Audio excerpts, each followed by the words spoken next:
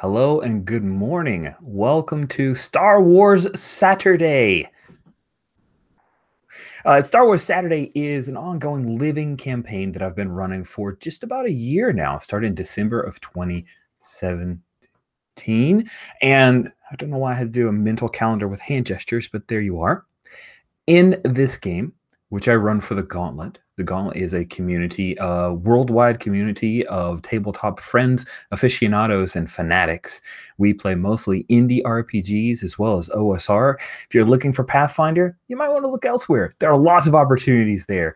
We're mostly playing small book games and stuff that's DIY minded. And Star Wars Saturdays is a really cool living campaign that's taking place during the original trilogy of Star Wars movies. You don't know what that means. The first three, New Hope, Empire Strikes Back, Return of the Jedi. And over the year, I've progressed the timeline a little bit, but it's not like we're hanging out with Luke Skywalker. That's just a general loose time frame of reference, so we all know we're kind of all on the same general page. And we're currently in the Return of the Jedi timeline loosely. But the cool thing about Star Wars Saturdays is that while we have this as a living campaign, every month a new group, or sometimes we have returning cast members, but basically I put up a brand new RPG, all kinds of indie stuff from Hunt the Wicked to The Few to what we're playing this time, which is Impulse Drive. This is the second run of Impulse Drive, but with a whole new crew. Impulse Drive is a Powered by the Apocalypse game that just recently successfully kickstarted, and the 3.8 version of the game as of right now is available free, completely free, or pay what you want if you want to kick something in. On Drive-Thru RPG, we're using 3.8. But I've tweaked it a little bit because the Impulse Drive has no implied setting. It has a hinted at setting of its own, but really it is a mishmash to allow you to play all kinds of really fun space opera, heavy action games. This is a great game for running Battlestar Galactica, Mass Effect, and of course, Star Wars. It is very inspired by Firefly. You can feel that in the DNA of the game. It's really about playing a crew on a small starship, and you can choose your starship as a playbook. And then, of course, it's an NPC. It's not like somebody's like, I am going to fly left, but it's a combined resource playbook that you have that can generate stories, and it's really exciting. I have pre-selected the Smuggler spaceship, the Smuggler playbook for these guys. I said Smuggler Skyship like 12 times last week. Sorry. It's a Lady Blackbird thing. I'm terrible that way. It's so sad. So they're playing with a Smuggler spaceship. I almost said Skyship just then. And we have already started off of, this is second session. We have 2 players who are joining us this time. We knew this was going to the way it's going to work out timing wise. Thanks, PAX and other things. But that's okay. I'm not jealous that I didn't get these guys for all 3 sessions, but that's fine. I'm fine now. I'm over it. I've talked with people. It's important to share people, good gamers, with other games. And you guys are on Rutan, which is a planet in the Outer Rim. Rutan has a moon called Sinali. And the Rutan and the Rutanese, the Rutani, and the Sinalians are an offshoot. This planet and its moon have had a pretty close relationship over the millennia, but over the last few hundred years, it's become very heated. And in fact, there was a period up until recently where, to try to quell any wars or rebellions, there was an agreement where the firstborn sons or firstborn children, let's get out of this patriarchy bullshit because it's sci-fi and we can have fun with it. So I'm changing what's in Wikipedia, damn it, right now. Firstborn child, which would be the regent of the particular government of either the moon or the main planet, they would be traded from early age until they reached kind of a teenage version of these weird aliens, and then they would come back to their home planet or moon, as the case may be, and step into their leadership position. However, you guys, while looking at Rutan and kind of getting ready for the job that you were originally here to work, found that there is a good deal of rebellion that may be happening, that there's a lockdown and a blockade around Sinali, the moon, that the Sinalis were right now on Raton, they're considered like moonies and seen with a great deal of suspicion, and maybe like a subrace or subspecies. I can't say inhuman because none of them are humans. So there's a lot of problems that are happening between these two planetoids, and you guys are in the middle of it. And we'll find a little bit more specifically about where people are in a few minutes. But what I'd like to do is have our 3 original cast members who were here for the pilot, before we expanded it out to a series of 3, introduce their characters. And then Jason and Greg will introduce their characters. We'll do hooks, which is like the character relationship between all of you guys. And then we'll get rolling. But one last thing before I do that, before I put the cart before the horse, let me let you guys know that while this is Star Wars, it's kind of a PG-13 Star Wars in my mind. It's, it's Firefly, it's Dark Matter, it's Killjoys. If you don't know most of those references, it's Firefly. So it's a little hard-edged, and that's something to be aware of. We're not going to have Jawa screaming "Kutiri" or Ewoks jumping onto speeder bikes. I mean, I'm not planning on it. It could happen.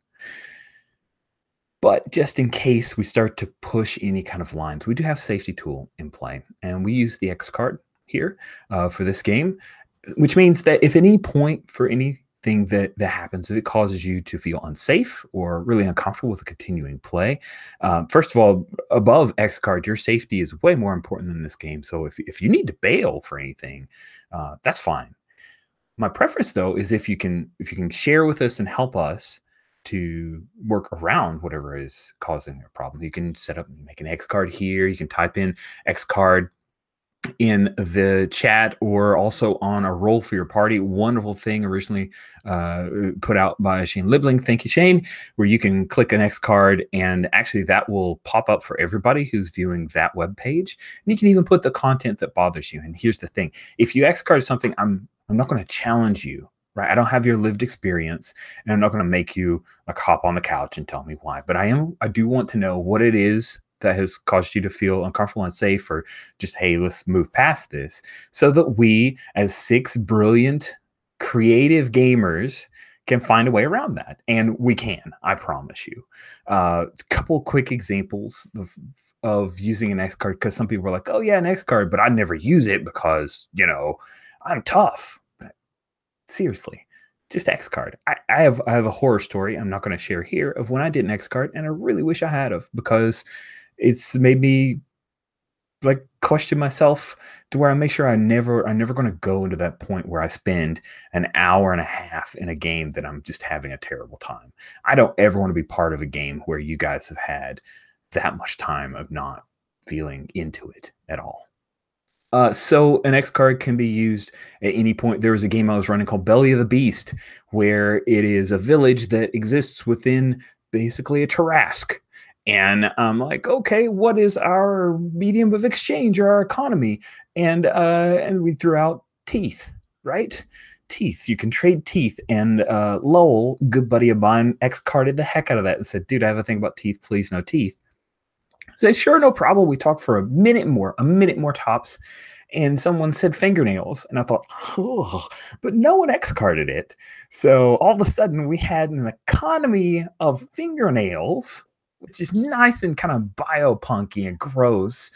And I got to make a joke about a grandma who just sat at home and grew her nails as long as she could for her family. And I don't know why, but that tickles me. So there you go. And then the last thing I'll say about X card, and this one's important to me, is sometimes you'll hit something where you're like, okay, that was weird, but I'm good. And then several minutes later, I'm like, okay, this is really starting to bother me. Just because it was introduced earlier and you did an X card does not invalidate your ability to play the X card, right? Don't tell yourself, well, I let them use that name before and well, it's my own fault for not X carding right away. No, do it the moment that it bothers you. I've X carded myself. Like, there was a game of Tokyo Brain Part where there was like these ghost dogs, and someone wanted to understand why the dogs were, and I started talking about the dogs and their point of view, and they were beaten by their owners, but they just want to make them happy, and even just thinking about it makes me almost cry.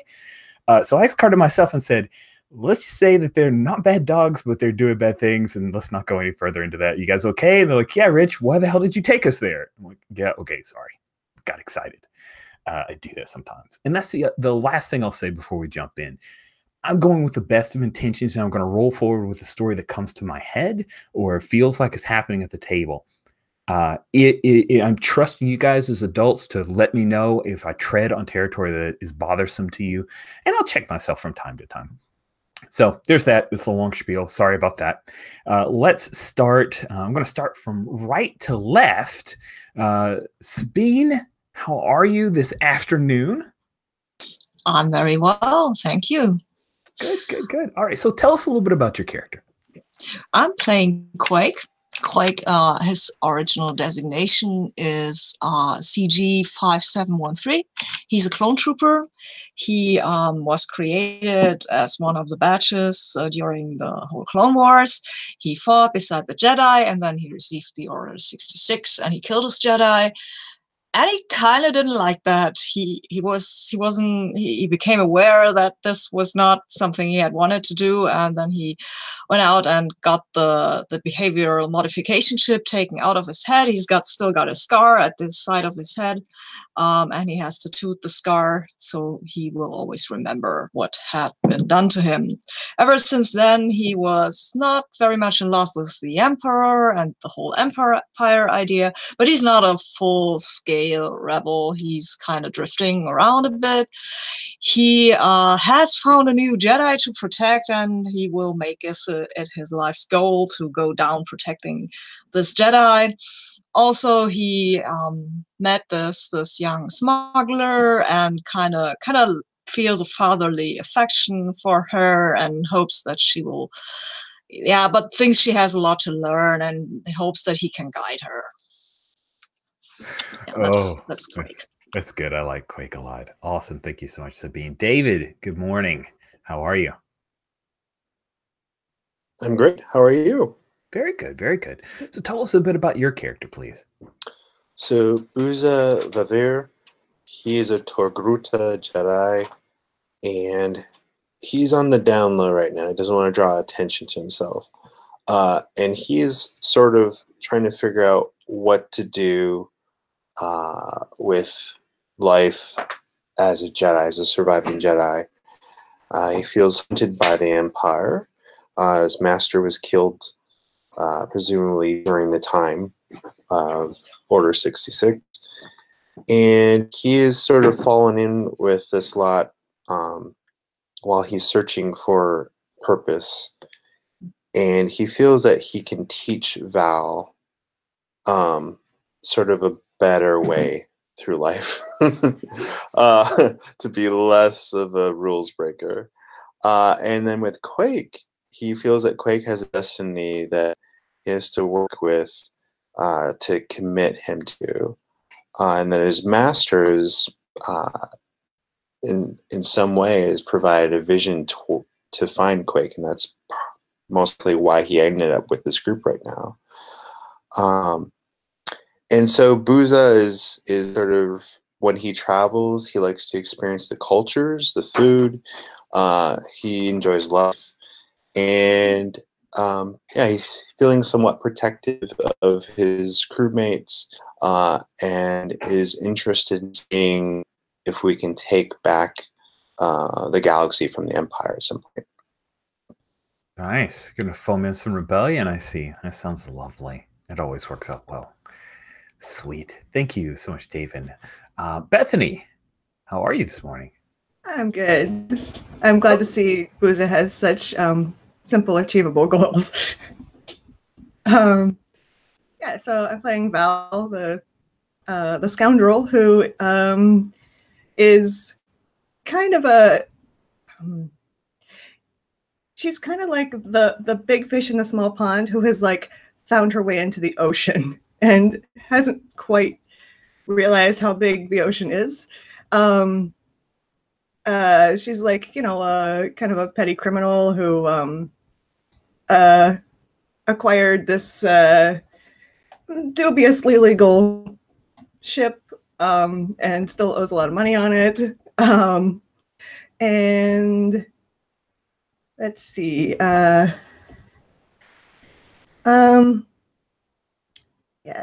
So my hooks are the Jedi aren't in charge anymore. I don't have to take Booze's orders, and Quake and I have seen everything together. We're closer than family. Nothing will pull us apart. So the relationships there are not exactly symmetrical.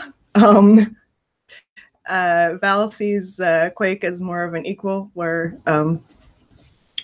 Quake sees himself as definitely being like the more experienced, knowledgeable one. He's right. Val won't admit it. Let's see. I think yeah. So Val has this old boss who it turns out is on Rutan and would like them to do a little gun running for him. Little guns, obviously, like a little gun running. Yeah, just minor. Yeah, no big deal. And in the chat, there was mention that we should probably talk about the ship, which is named the Nerf Herder. If you don't know what a Nerf actually is, it is not what you think. It is not a tribble, which is why my brain always said it's actually a big honking buffalo kind of thing. And I would not want to hurt Nerfs. But anyway, yeah, Nerfs. This ship is known as the Nerf Herder, and you guys have taken your Navicomputer and put it into kind of, you guys ever heard like the people who like take mod their computers and they put them in these like totally dope, cool new frames of glass and light up and everything? They didn't quite do that exactly. It was more like, hey, this is a bread box with some wheels on it. Let's put him in here or it. And they named it 404 because now it can move around. Sometimes it's not found. I assume that's where that came from. So 404 is a droid now. Before it was just a Navicomputer, and is very excited to have jobs out in the air. It likes to go out. Similar to Booza, the two of them, maybe they go on milk runs and go grocery shopping and all that good stuff. Cool. Thank you, guys. And now we will meet our new folks. Jason, good early morning. Good morning. It's just a little earlier than I would be up usually. So anyway, it means you get my lovely deep morning voice. I am I'm playing an Umbaran woman. Her name is Ari Anya, and had to throw an apostrophe in there for Star Wars. It's Star Wars. Thank you. Yeah. It seemed like we were missing apostrophes here. We are. I'm just like shocked. So thank you for keeping that up.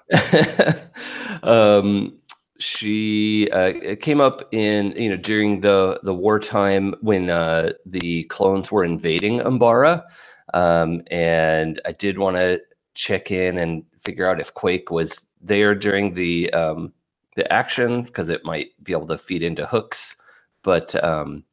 She kind of came out of that mess and was like, you know what, I can do a little bit better. I don't want to stay here in this mess. So she's out. It says infiltrator. Really, she's the kind of the master thief end of that. She's not really like a military kind of sniper assassin. But she does like to get in and take the shiny things because the shiny things are nicer. So that's kind of that idea. Nice. Who did Arianya lose during that altercation? She lost her sister. They were both kind of frontline infantry, but they weren't privy to any of the higher ups, like changing from the Empire to the Confederacy, and it was like they were just infantry getting kind of slammed around and just watched a bunch of stuff unfold, watched the betrayal of General what's his face, it was just in my head. Well, anyway, that guy who betrayed the Jedi generals. Oh yeah, I think it was in one of the Clone War animated series. Yeah. I know who you're talking about. I can't remember the name either. He was a dick. I'm glad. Yeah. They were heavy-handed in making me not like him. It was effective. Yep. Yeah, I think she was there for those battles, and so that was what, like 5-6 years ago, something like that, like before episode 4. Mm-hmm. I Well, we're don't in know. episode. I mean, it's quite a while. It's got to be decades, right? Well, the Clone Wars were just, oh So yeah, you're it thinking was the like, bar conflict was probably near the end? That's fine. We can play a little bit with the canon. The movies are the only thing that's true. The 3 movies. There's other movies I've heard, but these 3 definitely true. got it. Okay, fair enough. Well, anyway, that's Arianya. Good. Thank you very much, Greg. Good morning. How are you? Good morning. Oh, Look at this next level. This next level, like overlay stuff. You're so cool. I will be playing Zap Books. I am a Rodian. A Rodian bounty hunter. Sort of has this really elaborate flight suit that's probably more flashy than actually functional, with these piercings down one ear.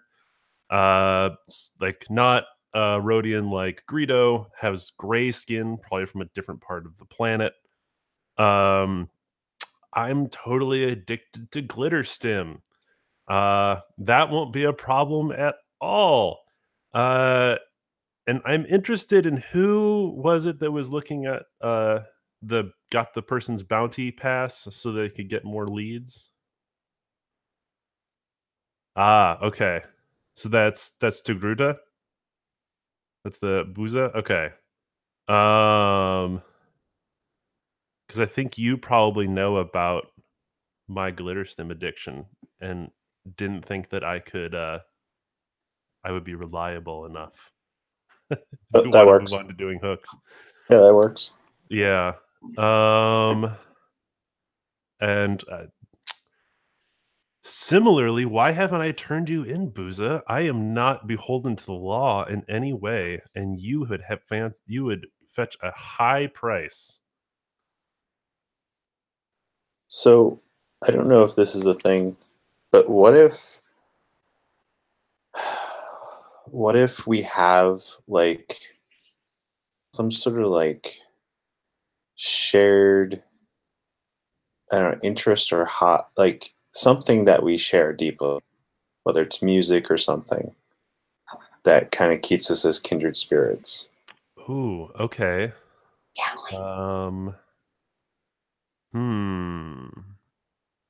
But it's not glitter stim. No. Okay. What if it's like something weird like Outer Rim opera? Outer Rim opera. Rhodians are from the Outer Rim. I am down with that. So like at certain times they'll be like singing from the pair of them. A Rhodian singing. That's going to be awesome. Yeah. Wow. Outer Rim opera. This is fascinating. Keep going. And then someone got between me and my target in the past. Next time, I won't hesitate.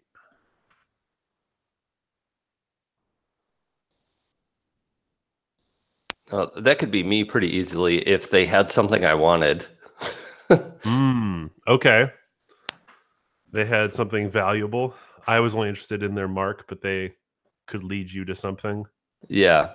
I think she would have tried to convince you to get on board with the plan, like, hey, you could bring them in, but if we don't bring them in, we could get all this other stuff. Who knows how it worked out, but I like it. I like it a lot.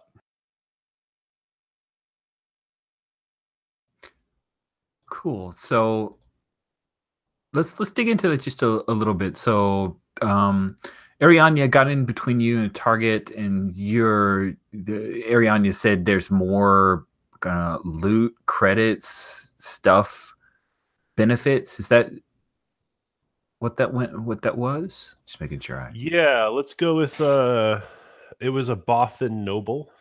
Oh yeah, there we go. who had a vast personal fortune, but had really ticked off an old hut. And they put a bounty out on him, but the Bothan actually had access to some lost Outer Rim opera that's very valuable on holodisk. Nice. And that's what finally pushed me over the edge, but it didn't actually lead anywhere, and I'm still a little miffed about it. Oh, we didn't get the opera? No, and that's why I won't hesitate again. Yeah, got it. Bribe me with opera that never pans out. Or do you have the opera, but it's like unfinished? The what? The bounty? No, like you have the pieces of the opera, but it's unfinished. Like you don't know how it ends. Or a partial file. Yeah, yeah. It's a partial file. It would be enough to retire on if we could only find the rest of it. I love it. That's the next quest. Yeah, opera searching is definitely on your purview there. I'm sure that Val's all about that, right? Right, Val? Yeah, you're gonna search for opera stuff. Cool. I realized I forgot to jump into my hooks. Yep, I was going to circle back to you, right? Okay, cool. Also, didn't do any sort of physical description. Arianya is a little bit of a willowy, like, 5'10". She's not muscly, but she's sort of tall and willowy. Bald head, the kind of lavender gray skin, and the particularly likes fancier clothes. So like either a cool Star Wars jumpsuit, a pantsuit, or like fancy gowns and things like that. And one benefit of being bald is you can wear all kinds of wigs. So she has like a whole collection of wigs in her cabin. Like, see, for Lando, we see all the cloaks. See, we have like all these like little heads. Yeah, in her cabin, it's like scary to go in there because there's like half a dozen little mannequin heads in there with wigs on them. That is adorable and wonderful. I love that. So let's get you a few. So my hooks are somebody and I share a secret that must not be compromised. Somebody else may be as devious as I am. I'll test their skills to see if they're worthy. And which means she's complimentary about that, not worried about them. And blanks past paints a target on our back. I'll make them leave it behind. If she knows, just double checking. I got to watch about half of the video, but do we know that Booza is a Jedi, or is that just between you and Quake? I think that's important to know. Yeah. Yeah. So I think, in the interest of drama, yes. Whether intentionally or let it slip or whatever, especially if you're overly curious. Yeah. And I think more recently, like, if we're getting like into it with the rebellion going on, I think Booz is sort of like feeling more empowered to not hide as much. And plus, Booz is known to get drunk, apparently. So terrific. Drunken Jedis. I will create the Drunken Jedi Master ability. Yeah, I'm sure there's a lightsaber form for that. Yeah. All right, so I'm going to put Booza there. It's sort of technically also Quake, but yeah, Booza for that. I don't know what make them leave behind means, but I guess we'll just figure that out. Let's see, who's devious? I'm pretty devious. Are you? Okay. Yeah. All right. Is that pronounced Zop? Zop. Yeah, Z-O-P, but it's, of course, Rhodian. Right. I think their whole alphabet should really just be different shaped O's. But yeah. Is it okay with you and Rich if Arianya speaks Rhodian? Yeah. I think language barriers are not so much a thing in Star Wars. I really great. like the idea of that. I just imagine the bounty hunter and the infiltrator working together, sort of pairing off more than once. Sounds cool. If that's okay with Greg. Let's see. Who am I going to share a secret with? Booza speaks subtitles. That's great. I'll volunteer, but I have no idea what the secret would be. Let's see. What kind of secrets could a smuggler possibly have? Many, but I don't think I have many from like Booza and Quake, at least. Yeah, good secrets are stuff you hide from others, and I think Val's pretty open about her. Well, at least with the rest of the crew. So like, I'm not sure what secrets. Oh yeah. Maybe okay. So I haven't always flown a smuggling ship. Maybe something related to what was my old boss's name? Your boss's name is on the NPCs, Moza. Moza, yeah. Maybe something related to the time that I worked for him.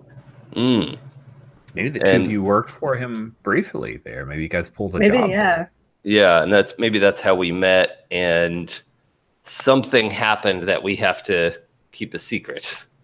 Right. Oh man, it's something that happened that he doesn't know about. Yeah, I think so. Ooh, I like that. I like that. We had a cover up of some kind.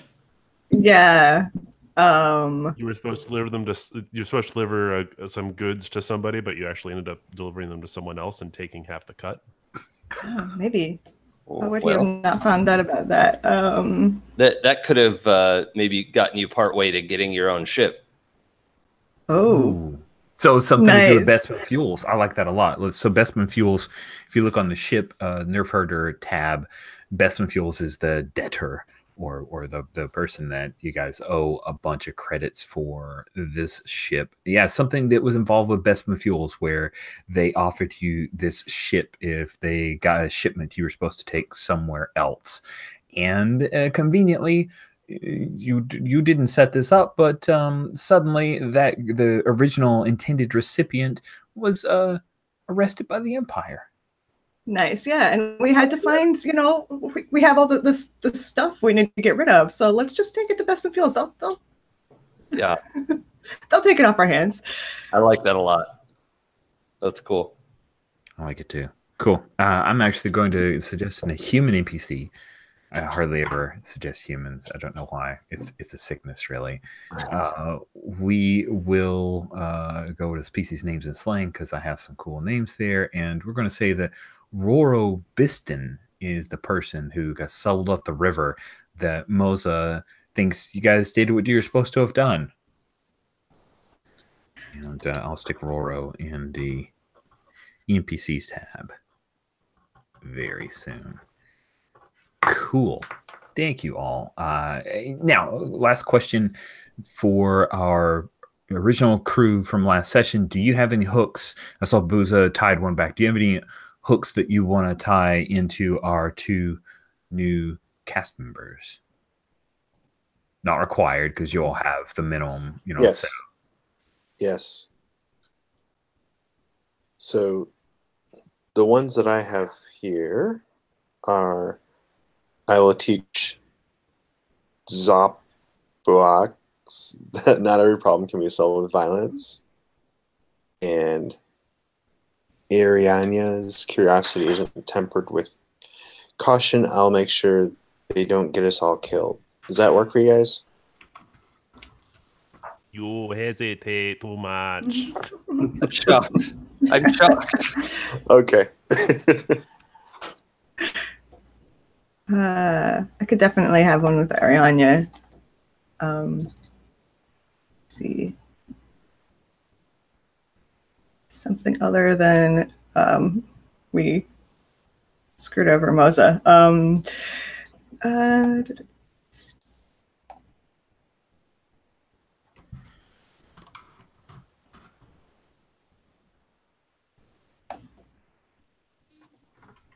I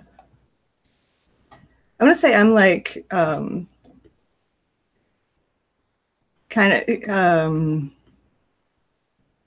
of just very impressed by her, if that makes sense. Like, oh, this is this person is really good at the thing that I thought I was good at, right?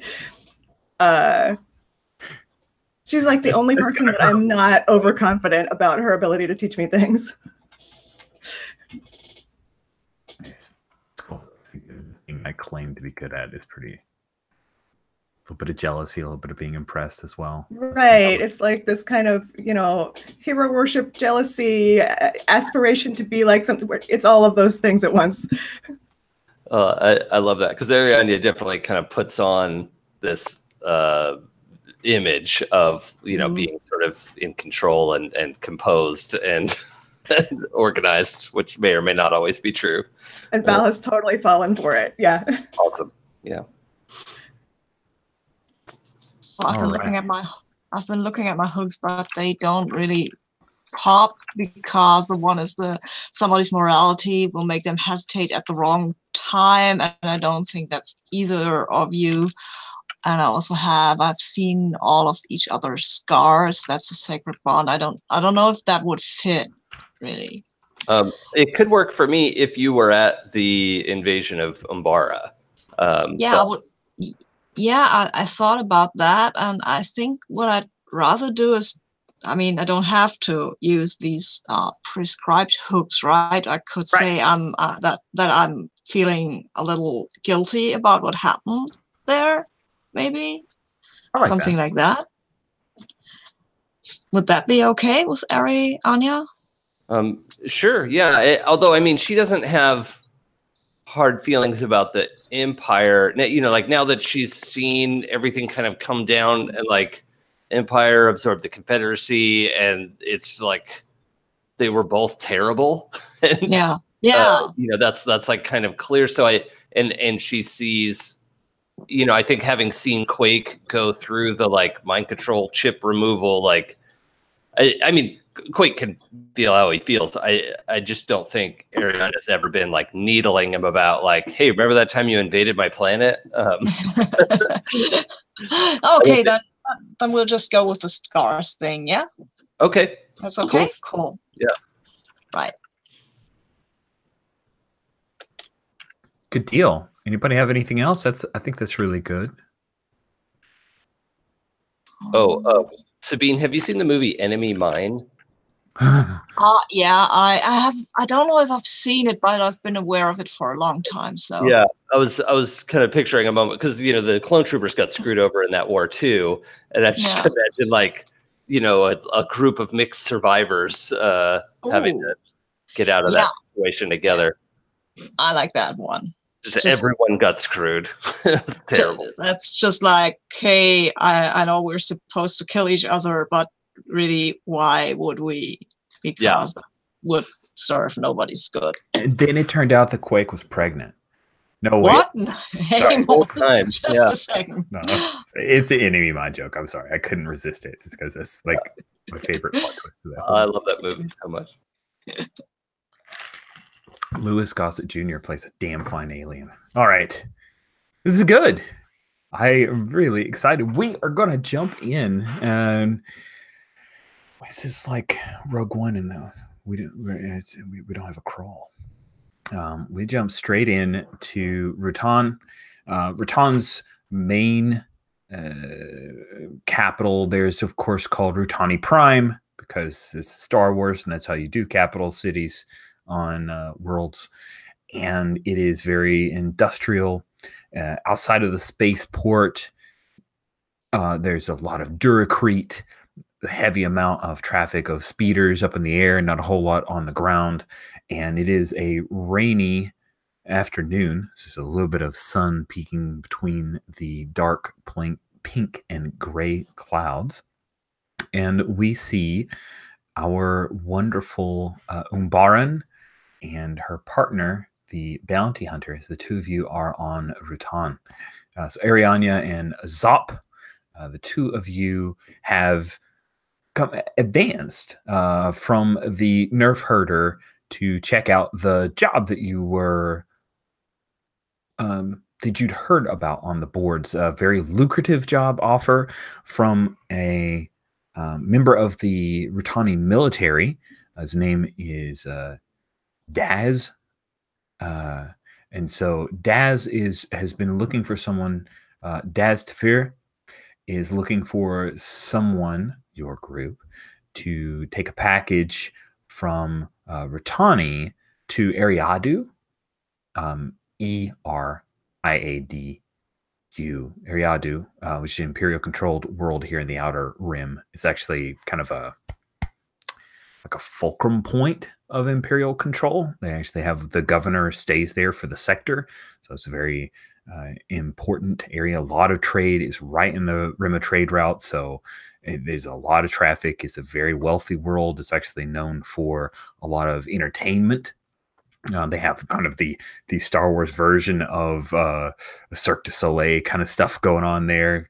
There is also a very, very renowned opera house. So going to Eriadu is definitely a thing. So this Rutani military commander is trying to get non-military shipment of this off planet, and that's, I would imagine, your ex-military experience and just your general suspicious nature as a master thief. That would seem a little suspicious, Arianya. And then Zop, there is a decent amount of bounties here on Rutan. It seems like a lot of mercenaries you've noticed, you kind of tagged a few people, mercs and other bounty hunters that are on planet. You also know that there is a pretty noteworthy Trandoshan named Ricky Ooze, and she is on planet. You do not want to mess with Ricky Ooze. She has been known to basically drop a thermal detonator in rooms and then walk out of it. So don't want to mess with Ricky Ooze. Really good drinking partner, though. Cool. So that's a little bit of the setup. Ariadu, Arianya. I don't know where I said Ariadu because now I've just realized that's a bad thing. Ariadu is the planet. Arianya is the person, and I had this in my notes and I did not make the connection. I'm sorry. I can't change the planet's name. We're gonna go for it. Arianya. What route would you like to take here vis-a-vis trying to get some more dirt on what is really going on with this shipment? Is it worth the money? Is it some kind of weird setup? What is motivating things? What do you want to do here? I would want to well, first of all, is the Rutani military all Rutani, or are they a mixed group out of necessity with the mercenaries and all that? It is the answer is mixed. Okay. But so the Rutani are the ones who call the shots. The mercenaries are there as frontline grunts. And at this point, they haven't been authorized to go to full out war with the Sonali. So they mostly help out with blockades. All right. I was trying to gauge the possibility of passing as a Rutani officer uniform as not being Rutani. Okay. I think if you were to come in kind of like a mercenary or like a military consultancy kind of thing, I think you could possibly pull that off and try to get on. We could totally pull that off. Excellent. So yeah, go in, sort of mock up a couple costumes for both of us with the high boots and the pants, wrap tunic thing with some sort of epaulets that look like something. We definitely have some sort of rank. Don't worry about what it is. You've got the little things that look like pins that just go in a pocket. That's rank in Star Wars, so you're good. Yep. And we'll set out to plumb the depths like that, I think. Awesome. So I think that what you're trying to do is make your way on base. You're just trying to bluster your way onto the military base, which is attached to the spaceport itself, right? Just because it's easier to move fuel back and forth between the consumer and the military areas, that kind of thing. So you head on. There's a lot of ships that are coming in. The Nerf Herder, she hasn't landed quite yet. And you come up to a guard station, and Yeah, just give us the spiel. You can throw in whatever credentials you've worked in, and then we'll have you make a little bit of a roll to. I don't know if you want to manipulate or if you're trying to intimidate. So you tell me what the approach is, and we'll figure out how that's gonna what move you're tagging. Sure. The okay, so we're talking to these guys because we know one of the officers wants us to move something, and that job sounds suspicious, right? There's a lot of money, and the fact that they are able to hire mercenaries, but they can't send something off planet is definitely suspicious. Okay. Okay, cool. So oh shoot, I already forgot. What was that officer's name? His name is Daz Tafir, and I've got him on the NPCs tab. So okay, cool. Thank you. NPCs is a light green color tab. I'll move it over by the basic moves there because we've got a bajillion tabs. Sorry. That's all right. Oh, there it is. There. Okay, cool. Daz Tafir. Cool. Oh, I almost spelled it right. Okay. So I'm thinking we kind of roll up to a group of officers, and kind of as an aside with Zop, accidentally loud enough to be overheard. Can you believe this, Commander Tafir? Like, why would he ask us? We're way overqualified to do something like this. Like, who does this guy think? Like, in what world does he need us to go and handle this simple task? He could send stuff off world. He doesn't need us as couriers. It's kind of overkill, don't you think? And Zop just replies back also a little bit too loudly. Yes, look, they have look at all these ships that they have in their port. Surely one of them could take on this minor task. Nice. I think you're trying to manipulate this group of Rutani officers to take interest in what you're doing. So roll with slick. Okay. Me? Yeah. You load it up, and so we have a helping mechanic in this, which is called lean on me. So if Zop, you wanted to help out, you can support a crew member's efforts, which is what you're in the fiction doing. You'd roll plus stalwart, and that is on the basic moves tab. I've got a 7. I will roll plus the stalwart. Cool. So the cool thing about lean on me is that if it's successful, he can choose to let you roll with advantage, so you could roll a whole nother die. Oh, okay. Yeah. I got an 8. So on 7 to 9, you can choose 2 of the options. Definitely my efforts help them.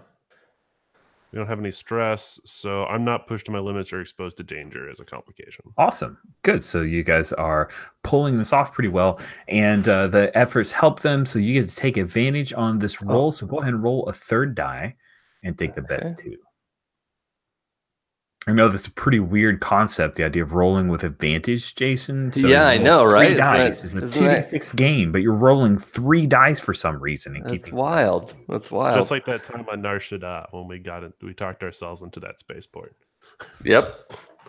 So I only better. I bumped it up. It's an 8. It's an 8 Oh, it's now. an 8? Okay, cool. Yeah, it goes from a 7 to an 8. That's fantastic. Yeah. That makes no difference whatsoever. But incredible. I want you to feel good about your 8. I feel good. I feel good about the help. The person being manipulated has a choice. They make a counteroffer to be settled on now. If we do what you want or ask you to promise something, provide concrete assurance you'll follow through. So I'm going to say that one of the officers, like a lower ranking officer of the 3, she turns, she's Rutani, and she moves over, and the Rutani, if you look at them, they've got the weird, slightly lizards, so it's hard to read some of their expressions, but she leans her head in a little bit and says, you two, what is this you're talking about, Commander Daz? What is this? Speak. Tell me what your mean. What does it look like her rank is? She is a lieutenant, so she's a couple ranks lower than the commander. Okay. I think I'm trying to portray myself at about that level as well. So hopefully I'll be able to convince her that we're the same rank. Her last name on her little ident there is Sigawit. Well, Lieutenant Sigawit, we have some top secret work to do for the commander. We just wanted to look into what his motivations might be a little bit, but obviously I can't discuss the details with you. What's been your experience working with the commander so far? The commander is very dangerous. She looks over at her compatriots. Come. She takes you over, and you guys end up, we'll say you go into like a cafeteria area, right? There's the smell of very spicy foods. Here's kind of stuff that can almost makes your nose run, like a human's nose would run. I don't know how Umbarans are with spicy foods. How are Umbarans? Is this a thing you like, or you mostly like your food bland, or what? I think they have real strong foods, but it's not necessarily spicy because they have that like UV fungal world. You know, it's like a fungal jungle. That sounds not at all tasty. Different flavor profiles, but not spicy. Nice. Okay, cool. What about Rhodians? How do you imagine that Rhodians are, or at least specifically Zop? Zop loves spicy food. Cool. As someone who enjoys decadence in any form, is definitely interested in whatever the spicy things are on the menu. Oh, that sounds awesome. I'm imagining it's like a lot of curry-based food, so it's heavy spice kind of stuff.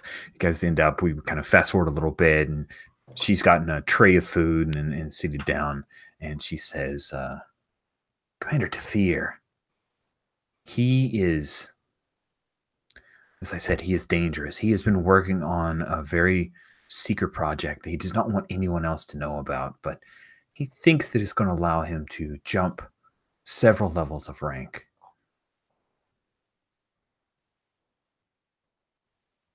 Well, I don't know about you, but I have a lot of respect for the time, dedication, and effort that our soldiers put in to move up through the ranks. And somebody who's willing to take shortcuts, I'm not worried that I'm not sure they have our best interest at heart. It must be frustrating since you're capped. There's only so much you can do. You're Umbaran, right? True, but I'd like to see my fellow officers advance. We all, the tide raises all ships. I know that he has been working on some kind of specific targeting system, and evidently he is working with robotics as well. Not droids, but robotics. That is interesting. I'd like to know more about that and make sure he's not providing something to the enemy. I don't think it's likely he's providing anything to the enemy specifically. He's much more motivated by rank than he is by credits. All right. Well, that gives me some reassurance. Still. She gives you like the quick location of where his research project is on base. Mm-hmm. She says, perhaps you could talk to one of the engineers that are working on the project to find more information. Though I'm sure they're probably quite afraid of Tafir. I appreciate that. Thank you. Nice. Cool. So, Zop, during this conversation, what have you been doing? I've been actually just chowing down on all this really spicy food, and Rhodians sweat in a really gross manner.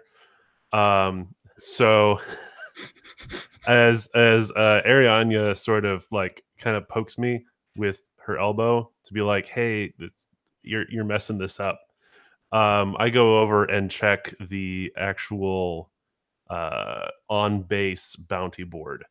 Oh, nice. Yes, we get to Because I hit the figure bounty board. if there's some good leads, they're maybe not on the public board. Mhm. I want to take a look. So that's rolling plus volatile. That is. Okay. So this is a specific move to the bounty hunter, which in Impulse Drive is known as the Hound. All right, here we go.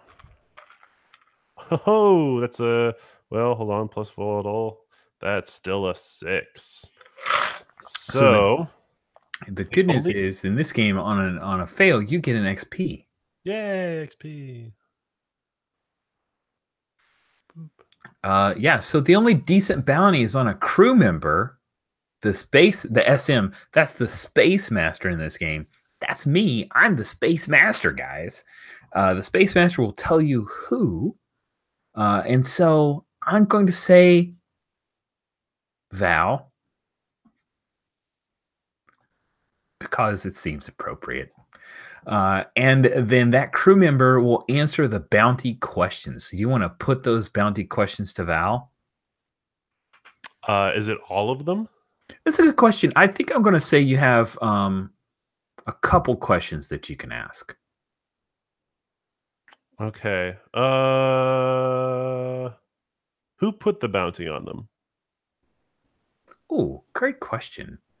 Who put the bounty on them? I'm going to just circle right back to things that we just created and say the bounty is put on by Roro Biston. And because he's put the bounty, that means that he is no longer imprisoned by the Empire.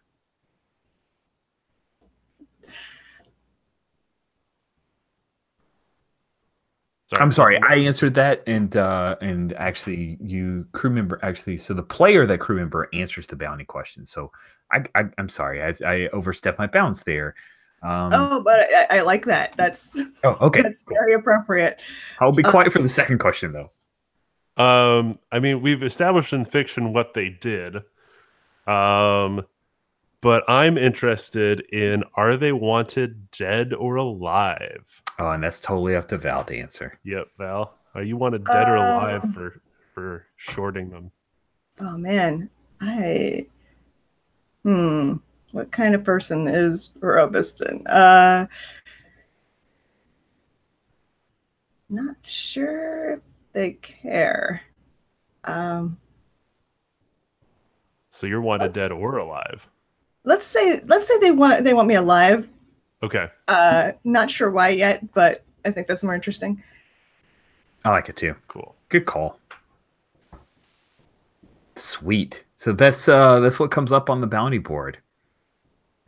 Is it an Val, what does your hair look like in this picture that's different from the way your hair looks now?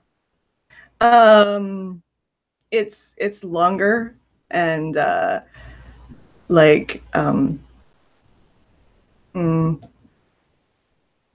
it's longer, and I didn't do anything with it. Where lately I've taken to, I don't know, putting gel in it or something, and actually try making it look like anything. I think it's yeah, the only effort I put into it before was just keeping it on my face. Sweet. And maybe this is a pic of how you look back when Roro dealt with you. Right? Yeah, cool. So it's a little out of date. Maybe a little tip of your cheeks. I'm curious, if I take the bounty, does it get removed from the board? This bounty specifically, if you take it, I'm gonna say if you take it, then the marker is that you're working on it until you give it up or are no longer a bounty hunter. So yeah, you can pick it up and nobody else will go after it. I'm gonna do that. Cool. That means it'll be attached to your ident, though. That means that Roro Biston knows that you are working on it. Yep, I'm gonna take it. Okay. Sweet. So let's jump back to the black hole gambling den aftermath. So now you guys are working. So we'll say that Zop and Arianya The two of you, are you headed to the research building where the commander's working, or did you want to meet back with your crew? Totally up to you, whichever you want to do. Given that, did we know ahead of time that they were going to a casino? That there was a casino here? I don't think anyone knew they were going to a casino. The Space Master, obviously did not know this. Well, yeah, either way, actually, I would want to go back and change out of this outfit because it's not the nicest. So, yeah, I think I'd want to head back to the ship and do a costume change. Sweet. All right, so you guys are headed back. You're near the spaceport anyway. So you're headed back to the Nerf herder. We jump ahead to the Nerf herder, kind of a like, let's go back and change and figure this out. Then we jump ahead to the Nerf herder, and we have just, the klaxons are going on. 404 is zipping around. And by zipping around, I mean moving slowly, but making a lot of noise. It's this little klaxon. And the gangway has been dropped, and someone is coming aboard the ship. So if I remember correctly, Boozy, you were pretty boozed up, and Val and Quake, the two of you, had been talking and working on the bounty hunter information. So the three of you, I'm going to say you're all three kind of together. And if you jump to the ship tab, you can actually see down around row 78. We've got a look for, I think you're in the lounge. Does that feel about right where you guys might do that kind of research? Is that okay? Good. So the lounge is pretty big, and there is an elevator that goes down to the gangway. And then if you go straight across, you can hit the cockpit. And then if you go, towards the aft of the ship, that's where everybody's cabins are. There are 5 of you, and there are 2 official cabins. So that's something you might want to think about how you guys sleep. It's a tight ship. Well, I imagine we sleep in shifts a lot. Yeah, sleeping in shifts makes sense. But anyway, that's the thing for the back burner. For now, someone is encroaching your ship. So, guys, how we want to do this? Should I go and confront them and you sneak up on them while I keep their attention? So this is how I thought we ended last time, but I could be totally wrong. Where the Trandoshan was coming up the gangplank, and Booza was there to greet, didn't know who it was. Yeah, right. You're right. That seems right. Yeah. So Booza takes off to go greet the person. And, so I mean, I have a thought in mind for how Booza would react to this. Nice. Cool. So you're standing at the top. You see this Trandoshan. She has her large blaster carbine. It's not one of those tight stormtrooper ones. It's the one with the long barrel. I think very unwieldy on a ship, but also scary to look at. Yeah. And she stands at the base and looks up. So Booza steadies himself against the wall and says, so you come for Nightcap, do you? Come for my idents. You stole them. Can you prove it? She turns to aim the gun at you. What do you do? I don't know if I have this capability, but is there a small object that I can telekinetically whip at her? Let's take a look at you. Because I know there's a telekinetic force ability that I do not have. You have suggestion, you have protecting the weak, you have disciplined. So let's see here. I just want to make sure that we're not circumventing a move that exists in the game for the Jedi. Because I have, let's see, Scrying, Embrace Eternity, Lightsaber Master, Flesh Knitter, Disciplined, Ion Grenade. Here's what I'm going to say. If you want to kind of reach into the Force and do this, I'm going to say that you need to. Sorry, I'm just trying to remember the. All right. If you are willing to use that as kind of color for a firefight, what you're risking is that you're going to have to stare at the dark side for grabbing this as well. So I'll allow you to use that as part of a firefight move. Yeah. But by doing this, you'll be staring at the dark side. Yeah, that's totally fine. Can I say that it's like a bucket of trash? That sounds great. So my hope is not to injure so much as to just cover her face and her senses with this refuse that 404 was going to take out later on tonight. Nice. And I think this conversation that Quake and Val, like, as soon as this goes on, I imagine you guys can react and do whatever you want. But I like this first little initial bit. So roll plus volatile. Okay. Perfect. And I have 1 point of stress from being inebriated. Oh, yeah. How does that affect me? It does not at this point. Stress doesn't affect die rolls. Harm does. Okay, cool.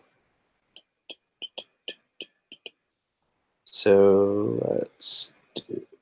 How do we clear the dice that's there?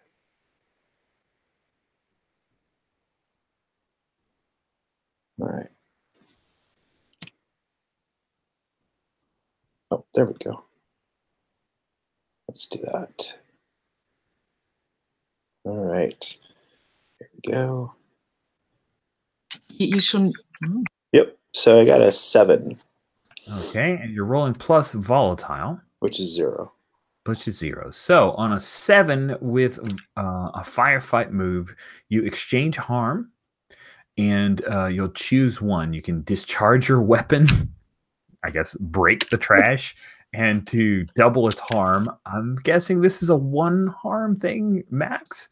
You can play it cagey and suffer -1 harm. You get 1 choice here, the mixed result. Make it advance, force your enemy out of cover, which might force Rikyu's out of the gangway, or you can press dismay or frighten your enemy, and you're able to disengage and take a moment to recover. Those are the choices you have with firefight. Mm-hmm. What would you like? I think what I'd like to do is halt in advance. Okay, sounds exactly like what you're doing. Yeah. You get shot. I'm going to say that this acts as a blaster rifle, although technically this can be used as a blaster sniper rifle. So you've got 2 harm coming your way. You don't have your lightsaber out, and I don't see where you. Well, do you? So shield is a thing that is part of Impulse Drive that isn't exactly part of Star Wars. Mm-hmm. But if you wanted to discharge that shield, is that a thing where we see your lightsaber flick out? Ooh, yeah. Let's go ahead and do that. I think that's more cinematic. Awesome. Yeah. So I feel like the garbage gets thrown. You see bits of like space macaroni fly across, and the blaster goes off, and just the last second, Booz is sort of like kind of wobbling back, like to dodge, and then the lightsaber flashes out, and I feel like Booza just like hits his back on the deck. Like just barely avoided it. Cool. So then by doing that, you now have shown that you are a Jedi. Oh yeah. That will have its own complications. I found this. It's not mine. And but yeah, you end up taking that will absorb the harm. So you're good. Awesome. Knocks you back, and it seems that Ricky is going to you halted in advance, so she sees that, and that is huge. She's going to drop out of the gangway and maybe GTFO. Quake and Val, what are the two of you doing? You just heard this blaster rifle fire and the hum of a lightsaber. Yeah, like drawing my blaster and running toward it. Yeah, so am I. Nice. So the two of you run. You see there's a bunch of trash and detritus on the gangway. You see Booza is getting up. Maybe, I don't know if he belches a little bit or something, but he looks a little drunk. He's got his lightsaber out. He's drunk, but he doesn't like cut off anything. He's still good with those. And you don't see anybody in the gangway anymore. What do you do? I place myself in front of Booza or next to him so I can defend him. And then I look around and assess the situation. I'll first get to the defensive position, and then I'll look around what's going on. Sounds awesome. So go ahead and roll to scope it out. Roll plus calculating. Val, while you're doing that, Val, what are you doing? I think like I think the same thing. Like looking around because I don't see anybody, but something clearly happened. And I don't think Booza is drunk enough to be just hallucinating something happened. He's never done it before.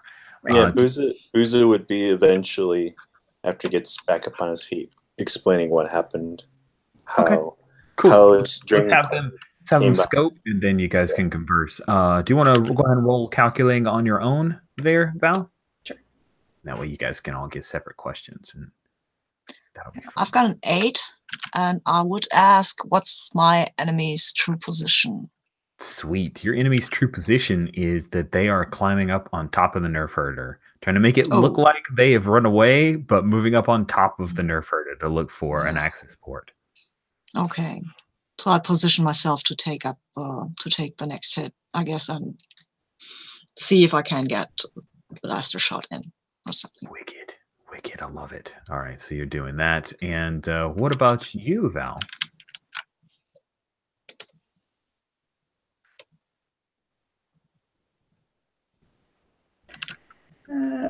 Four. Nice. That would be a fail. Which means you get an XP. Good news. Good news, yeah.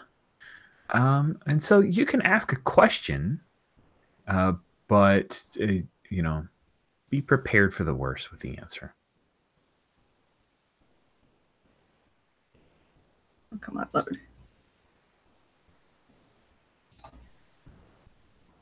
I can drop those questions into chat if you need them. Oh, I see it.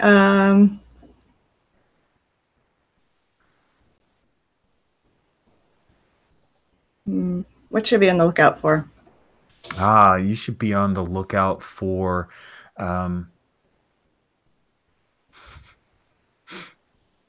you should be on the lookout for the thermal detonator that was dropped at the gangway.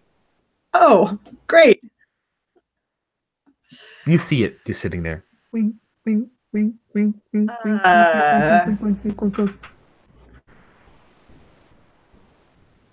What do you do?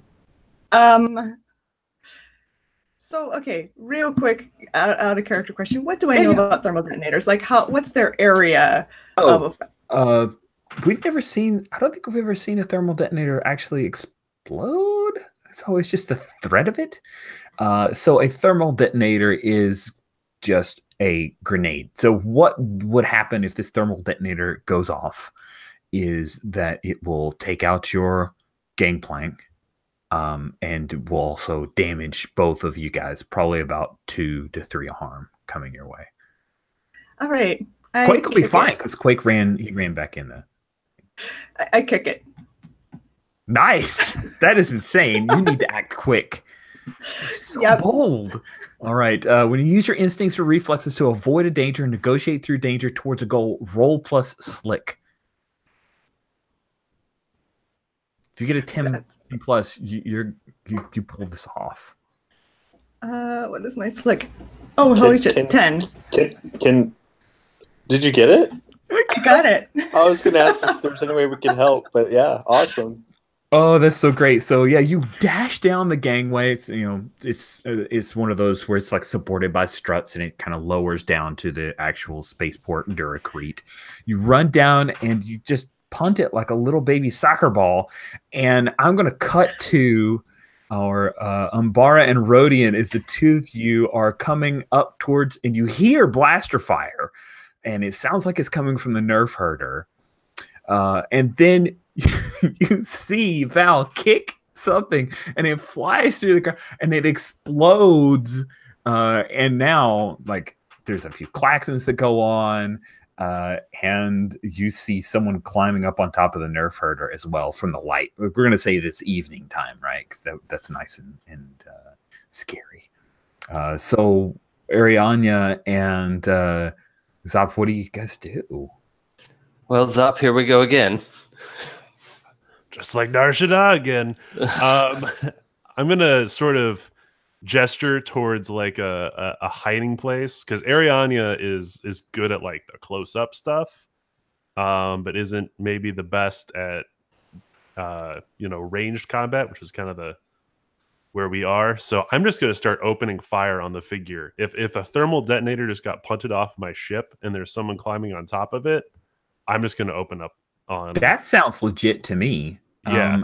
And unfortunately for our wonderful NPC, for Ricky Ooze, I'm going to allow you to get an alpha strike because you're in an advantageous position right now. She doesn't know that you're out there. So when you get into an advantageous position and attack a target that can't retaliate, that will just be this one shot. Roll plus calculating.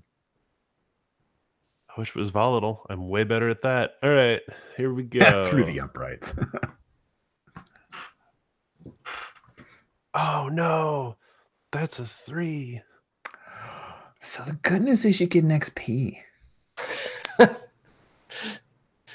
The bad news is that you squeeze off the shot, but it was kind of a snap fire. What were you firing? Like a blaster carbine or a pistol? Oh, my blaster rifle. I had blaster rifle. The blaster pistol is only for stunning people. Sweet. So you try to track, but you end up. She didn't see it. It's just dumb luck. And there's a slight misfire in the night, and you take out the comm dish that she just happened to step beside as you were tracking her, and then she was moving pretty quickly, and she ends up going behind the dish, which, guys, maybe you just put that up there. I don't know. Like, maybe that's not part of the original design. Maybe 404 suggested. I'm not sure, but it's down now, so that's going to affect your telemetry and your other communication equipment. And yeah, more streaming, Holonet Opera channel, sorry. But she ducks down, right? Hits the deck, or not the deck, but hits the top of the ship and is now aware of your presence. Arianya, what are you doing? About how far away? Well, my question is this within throwing knife distance?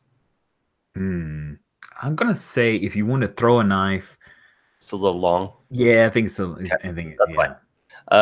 So then it's actually okay. If she just hit the deck, I'm going to still use that opportunity to kind of rush the ship.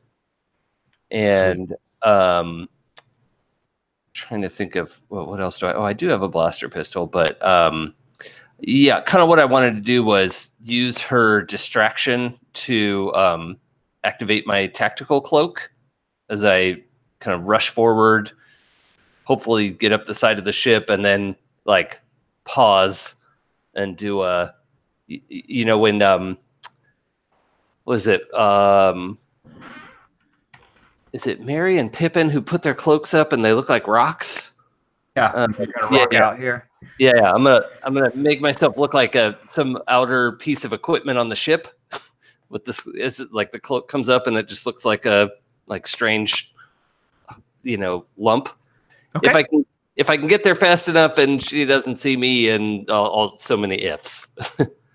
Oh, Sam and Frodo, not right. Merry and Pippin mostly just made jokes. And talk to awesome treants. So with Tactical Cloak, which is a move for the Infiltrator, you activate your Tactical Cloak, you discharge the gear. I went ahead and marked the X to the right of D in your gear, so it's now discharged, which means you need to use a recovery action to be able to activate it later. And roll Act Quick with advantage in order to make sure that you aren't tracked by this transition bounty hunter. Okay. Oh, my lavender dice disappeared. Yeah. That's fine. I'll roll 3 new ones. We have an inexhaustible supply of dice in this fine thing. I think yours are the Yeah, I think I've separated that out correctly. I think so too. So that's a 7 plus 2 is 9. Wow, that's a pretty good little roll there. So on a 7 to 9, you rolled with advantage, right? You rolled 3d6? Yeah, my best were a 2 and a 5. Okay, good. You could have done better. I'm just Yeah, saying. I should have. I mean, we've just seen somebody punt a thermal detonator. Not to make you feel bad, but just saying. Cool. So you do it, but choose one. You're off balance or rush, which means you'll have disadvantage going forward on your next roll. You've left something behind. I will tell you what. Or you're pushed to your limits and you suffer 1 stress. Stress, by the way, in this game is super cool because once you get 5 stress, you mark a calamity, which is fascinating. We're only in 3 sessions, so. Well, this seems stressful, so I'm going to mark a stress. Good call. I mean, I know I guided you there and kind of left you at the doorstep, but thanks for opening the door to get some stress. That's a cool thing. She's not aware of you. Ricky Ooze is not aware of you doing that. Okay. Quake, you are waiting at the base of the ladders that go up to the little can't remember. Venture port basically is. Yeah. Oh. Actually, I just wanted to shoot at her, but I go up. That's cool. No. I'm not saying you go up. I'm saying you're like you said you want to be waiting, right? Yeah. Yeah. So I just opened up the port, and she's like going to try to climb down in there. Actually, like head first, climb down in. Yeah. So if you want to take a shot at her because you're waiting, she thinks she's being all ninja right now, and you're right there waiting for her. Can I just pull her in? Oh God, that sounds amazing! Drag her in and drop her on the floor, and maybe try to disarm her with that move. Oh yeah, jump into firefight. So firefight covers melee as well as shooting the blasters. So do it. That's volatile, right? I've got a volatile +1. That's nice. Let's see. Oh, wow, I've got 4. So I mark experience. So this didn't go as I expected. That's amazing. So with a 4, you do get that experience point, which is wonderful. You reach down. Transitions are very, surprisingly strong. So you reach and you grab her. But as you do, she grabs hold of you. And so the two of you end up slamming onto the deck. I'm going to give you 2 harm because she's going to try to claw into your neck, kind of grab you by the neck. You can move that to stress if you would like. You can move 1 into stress, take 1 as harm. Harm is harder to get rid of, and stress doesn't affect your die rolls because this is about to get pretty nasty. I'm wearing body armor, actually, because I'm a clone warrior. I'd usually wear that one. That makes sense. So that has an absorb of 2. Does that mean I absorb some of that harm? Let me double check if that on gear has a discharge. I don't think it does, but let's double check that real quick. It will eat it. Absolutely. Good call. Cool. Thank goodness for armor. Yeah. And that is an absorb 2. So you're going to, so here's what I'll say. It absorbs both of the harm. But you're going to need to repair it before you can use it for future damage. That feel right for that? Okay, that's cool.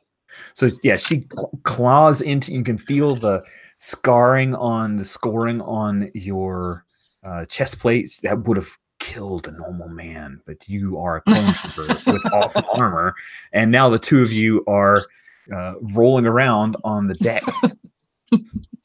What do you do? Me.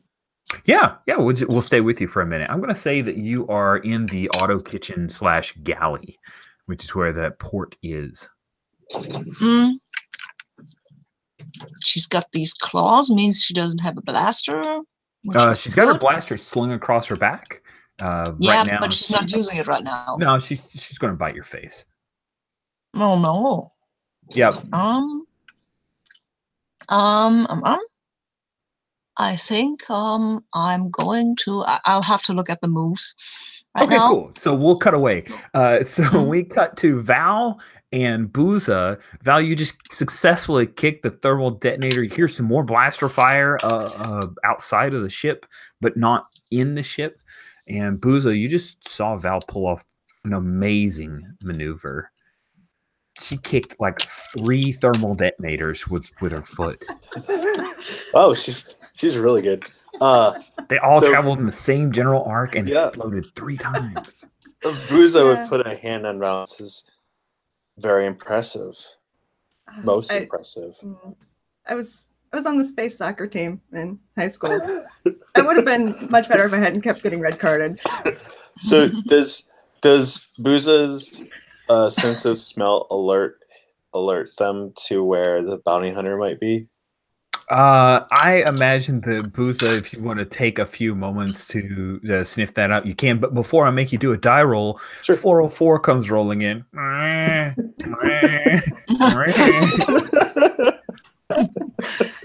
And then also coming up the gangway is this weird, like shifting, almost near invisible thing. And I'm going to insert you into the scene and have you on coming in as well, Arianya.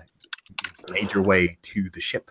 Oh, my goal was to wind up on the top You're of the climbing ship. up on top? Okay, Yeah. cool. Yeah. So we'll just say you're up on top and you're kind of looking down and you're seeing the two, Quake and Ricky Ooze, kind of struggling there. So we'll cut to back to Booza and Val then, but you're on ship, like you can get in and act anytime you want, Arianya.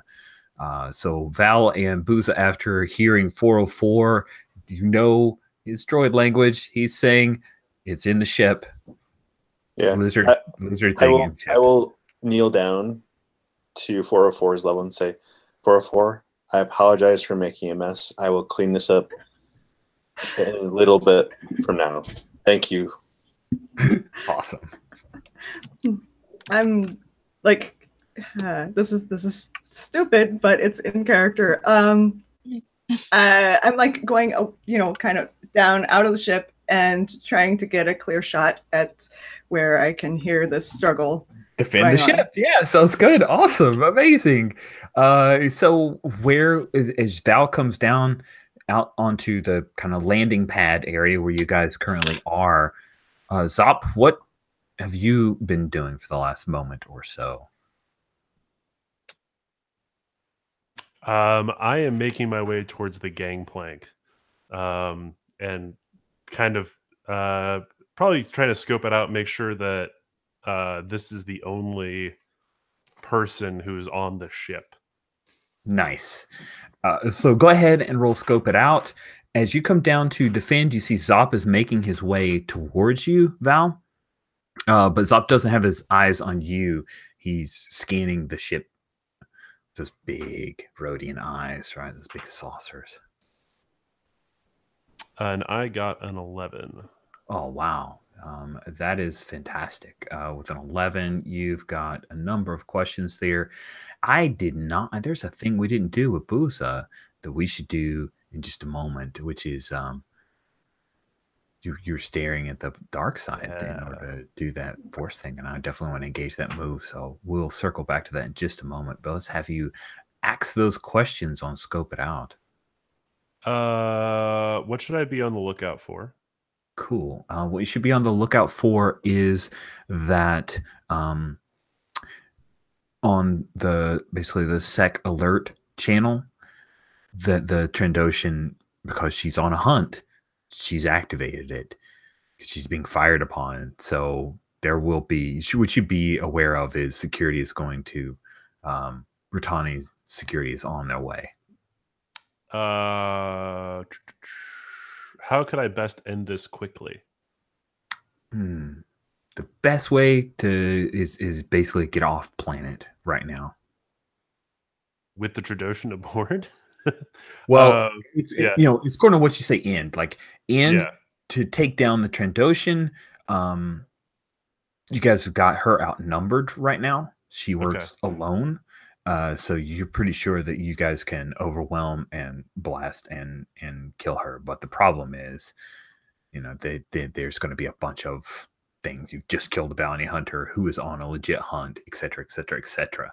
So ending it quickly, getting off planet is probably the easiest way to end it quickly. But then it has its own mess. Who or what here could be a useful opportunity?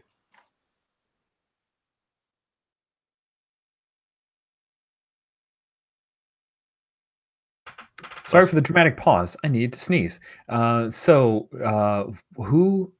or what here? Question was could A be useful opportunity. Opportunity.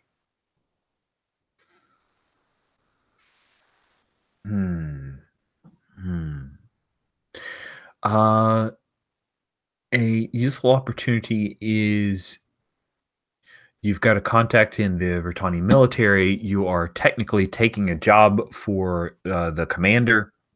You drop that name, you can probably get away with quite a bit. Got it. But that pretty much guarantees you're going to have to work the job. Right. In that case, I'm going to turn around, actually.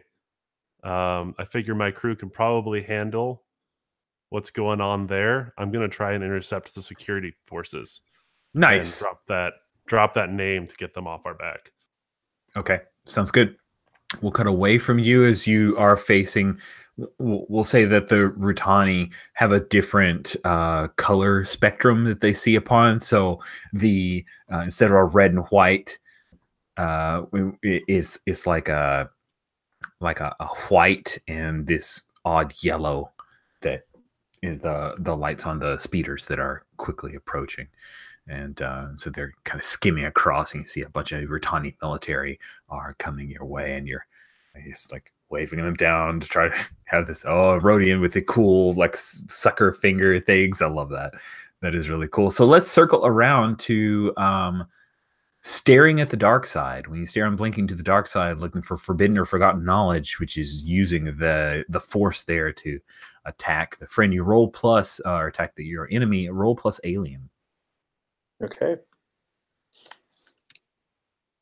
So you've got a 5 and a 2 up there. You can just click on either of those and hit the green button of reroll selected. That way you don't have to. Oh. Okay.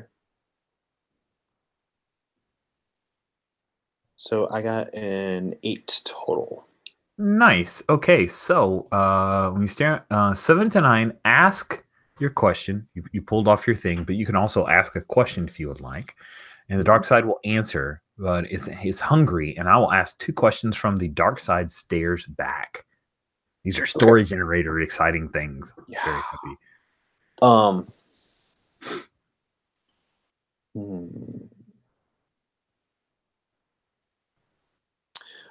My question is I really feel like this happens when I put my hand on Val to congratulate her or him, and so my question is, what is the fate of Val? Oh God! Wow, I'm gonna put this in Bethany's hands because, like, that was really, really heroic, but also incredibly foolish. Yeah. Okay. What's fate? Like, I don't know if you've risked your life like that before for all of us. Probably not that clearly. Like, I've probably done risky things, but not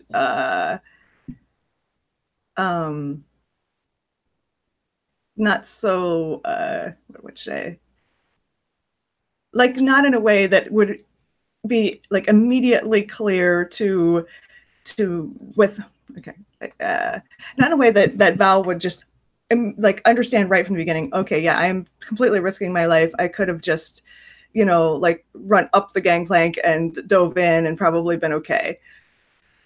With the bulkhead between me and so I think that you now understand that, like,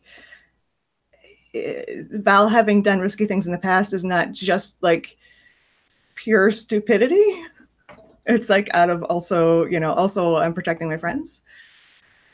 So I think this is kind of vague, but I think like you now get like you realize that Val's fate is very much bound up with yours. Oh, that's nice. Cool. I like that a lot. Now, I have 2 questions from Dark Side Stares Back. I'm going to ask one now Mhm. and then hold it to ask later because I want to keep the action rolling. So, what terrifies you to your core, Booza? Ooh.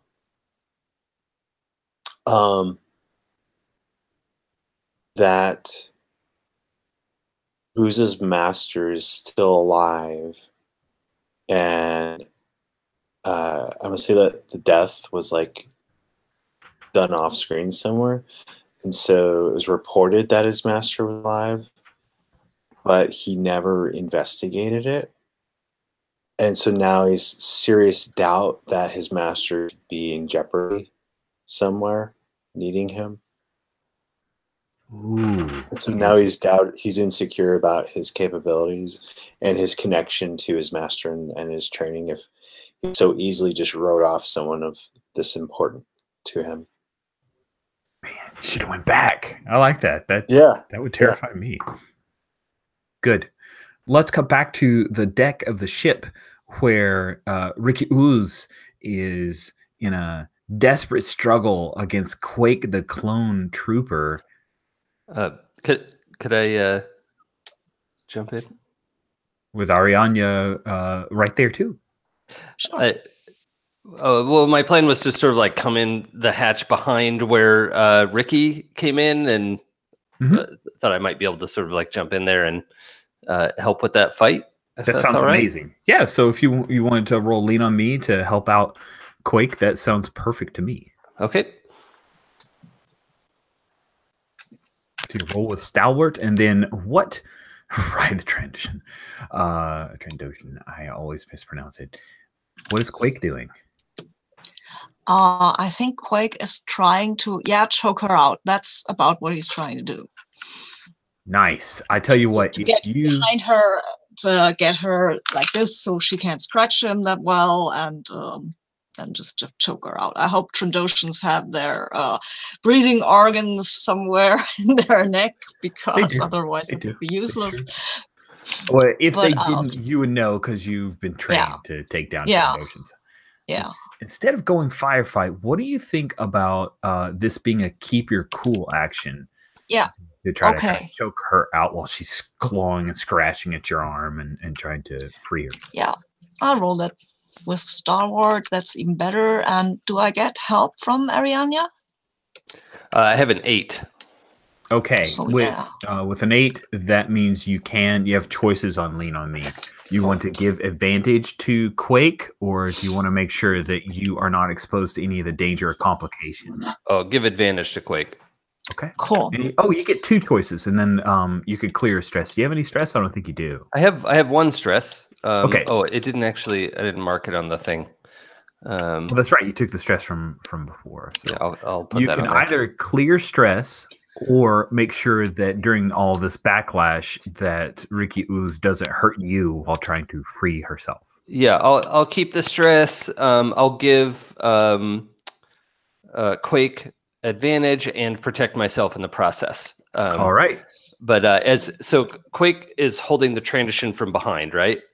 Mm-hmm. So I'm picturing Arianya like whooping down. That's a verb. Whooping down through the hatch, and just putting both of her feet into the Trandoshan's chest. So she has to blow out the last of that breath, and is just shoved into Quake's hold. Oh, wow. I didn't roll very well, but I've got a 5 and I've got a Stalwart of 2, so I've got a 7. Oh, nice. Awesome. All right. So on a 7 to 9, you can choose one. You have disadvantage going forward, suffer 1 stress, or you give up something, leave something behind, or take something with you. The Space Master will say what? Okay, so keep your cool. I think I'll just suffer 1 stress. Okay. Because she's struggling, and this is kind of stressful. That is lovely. So she struggles, right? She claws at the kind of armor piece on your arm there and tears into that, and is very... it takes a few minutes for the 2 of you to take her down, but eventually she stops moving. it does that thing with the lizard mouth wide open, the tongue lolling out as she is passed out. And Cool. she stops struggling. Nice. We will cut outside to Zop, who is standing there as the yellow and whites arrive. And you see we'll say that there are 8 Rutani in 4 different speeders. A couple of them have blasters drawn on you, and one of them's just not even paying, like, sees you going past you to kind of skirt around and doing a aerial circle around the ship to make sure what's going on. But there's no other blaster fire, but you need to figure what's going on. One Rutani calls down at you, Rodian, what are you doing? Explain yourself. So I'm still dressed up as Ariadna. I'm sorry, I just had a doorbell ring. I need to step away for like 2 minutes. Let's go ahead and take a 5-minute break. Okay, see you guys in 5.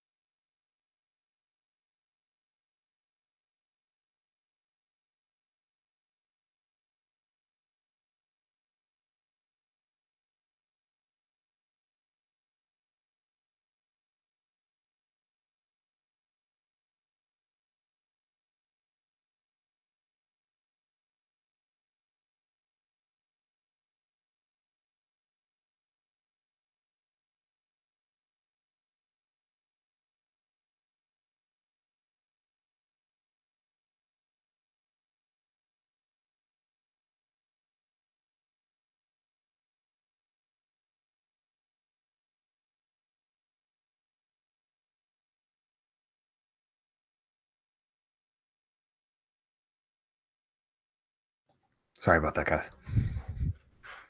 It's all good. I too have dogs and a doorbell. Although I think I was muted, which means you didn't get to hear my dog make a sound he's never made before, as he went from barking at someone's here to recognizing that it's my son because he spent the night, and so he went from barrr, barrr, barrr. Like, wow, what a weird noise from a dog. So, I need to go add whooping to our lexicon while we're waiting. So species name is slang. We've got expletives. It's a custom move. Yeah. When you whoop, Yeah. describe what that means and roll plus.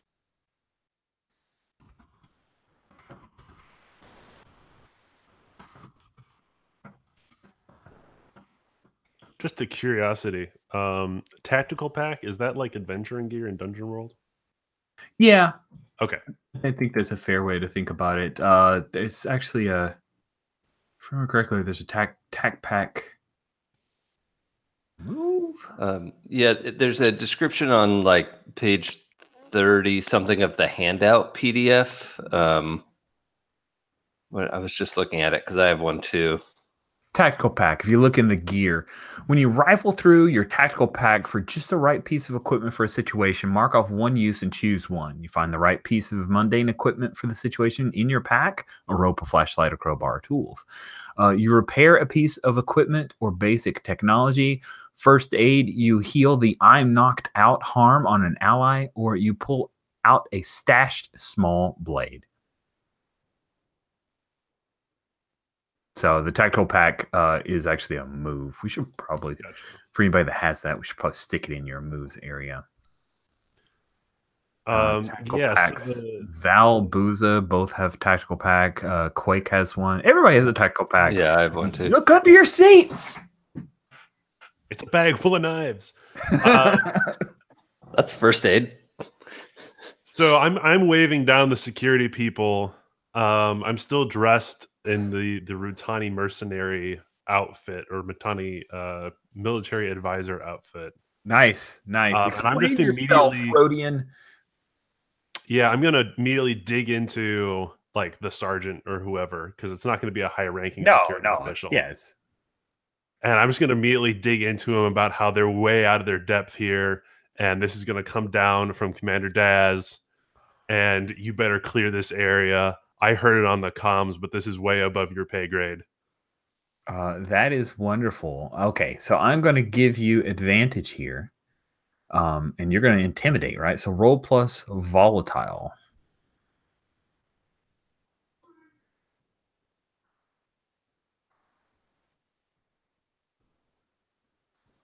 That's a 7. Just barely a 7. Wow, squeak. All right. On a 7 to 9, they can choose one of the above, force you to follow through and suck it up, or cave in, do what you want. Or they can get out of the way, hunker down, give you something they think you want, tell you something they think you want to hear, attempt to de-escalate, and look for an exit. So we will say that this sergeant, we're going to say this is Sergeant Corvitz. And Sergeant Corvitz puts up his whoa, listen, Rodian, if you're working for Teferi, then why is it that you are having so much? Oh, it doesn't matter. Please let me. I will call for Teferi and just calm yourself, Rodian. Calm yourself. The other speeder that kind of circles around comes back, and a couple of them land, but they're on the outer periphery of the landing pad where you guys are. Is Teferi actually someone I'm interested in talking to? Or we're getting backed into the corner here, right? Yeah. Okay. Well, yeah, I'm gonna stay out here because I know if I immediately go inside the ship, they're gonna want to go inside the ship. And that's not at all what I want to happen. So I will stay out here and take the heat. Sweet. Val, you see this going on because from your vantage point, your buddy is dealing with the cops, as it were. The terrestrial authorities on Rutan. What are you doing? That is a good question. I think I'm going to help Quake like get this person, down off the ship and like restrained and figure out what to do with her. Nice. So I love this. It's like Weekend at have this Bernie's, prisoner but the now. tradition's still alive. Right, yeah. And we, probably should not be seen doing this. But I think if the Britannia authorities come on, you've got her like propped up and the galley at a little picnic table type deal with some ropes, very complicated rope. No, we should do that. She's You've gotta very do that. drunk. You gotta That's do all. concentrating and making the pass out transition move. You guys have some kind of like oculars over her eye. No, I'm sorry. This is stupid. And I was the one who said there'll be no Ewoks on speeder bikes. What am I doing? Okay. So you guys can secure, I imagine somebody has some manacles. No questions, no judgment. And there we go. The infiltrator raises her hand. Wait. Yeah. Wait, not the fuzzy ones. No. So you guys are able to take Ricky Ooze and secure her. Where do you want to stick her? Like, what room do you think you guys end up depositing her in? The workshop storage area? Probably wouldn't stick her in the computer room. Somewhere she can do no damage. Good point. And I haven't heard what Zop is telling the cops. Have I? So I'm not sure if they're gonna come and they're gonna want to look in the ship or so. Probably somewhere that they wouldn't look. Yeah, Okay. maybe that smuggler's hold. There you go. Yeah. There you go. Cool. So she's in manacles, and I mean, if you wanted to, you can just kind of set your blaster to stun and stun her just to make sure, drop her in the smuggler's hold. She'll be out for a while until it's dramatically appropriate for her to wake up. Good. So, Zop, you're outside. I'm pretty sure you could easily, during all of this go on, give a comm to your buddies. Yes, rolling a 6- is when she wakes up. That's it. That's my hard move. Transition wakes up, and so Zop, you can come and give them the heads up. What is it that you tell the crew as you're waiting for Daz Tafir to show up?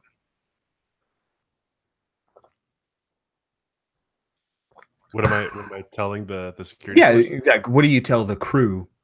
As it seems like they've announced now, good news. Commander Tafir is on his way. So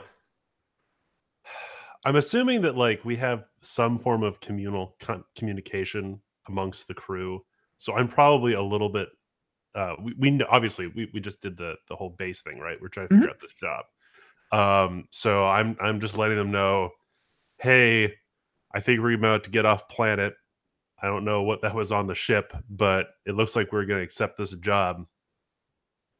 And we're not going to get a whole lot of say in it. That's the terms by which we're not going to get all arrested and thrown in jail. So you guys better like it. I like it. That deal makes sense to me. Yeah. Anything that keeps us from getting thrown in jail, I'm in favor of that. Yeah, Val, we're going to have to talk about that at some point.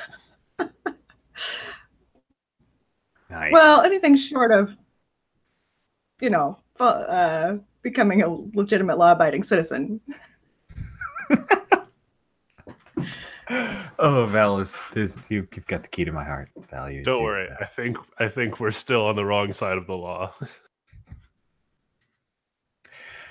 So we're going to skip a little bit of time unless somebody has something specific.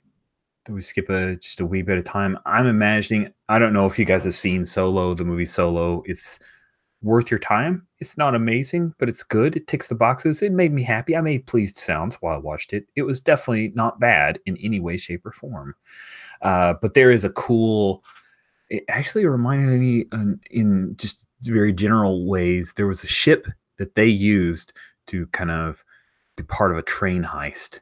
And it had a couple of like arms that come down a little bit, almost to remind me a little bit of like the thing from Tron, one of those. I can't remember what they're called, but one of a ship not unlike that arrives with a few speeders in tow, and Commander Daztafir, he doesn't fly the ship. He's a commander. He has people who do that.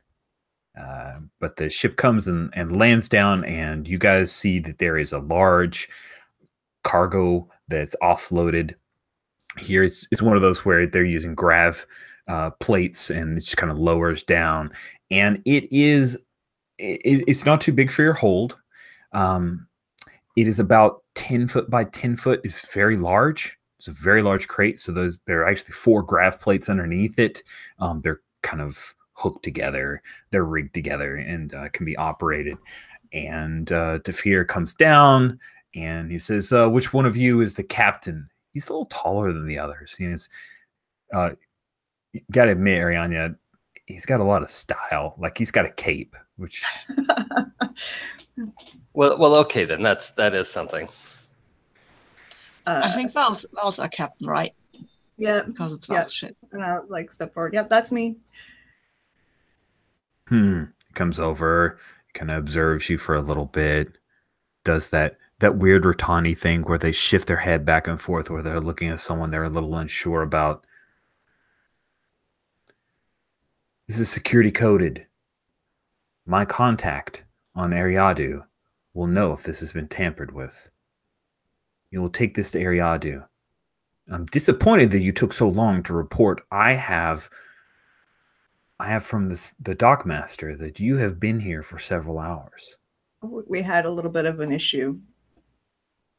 Yes. Some kind of fight going on here? A bounty hunter? It's okay. We took care of it. Oh, man. I think you're trying to play this off. Let's see if you can manipulate him to look past this problem. Roll plus slick. You're very slick, so you got a +2.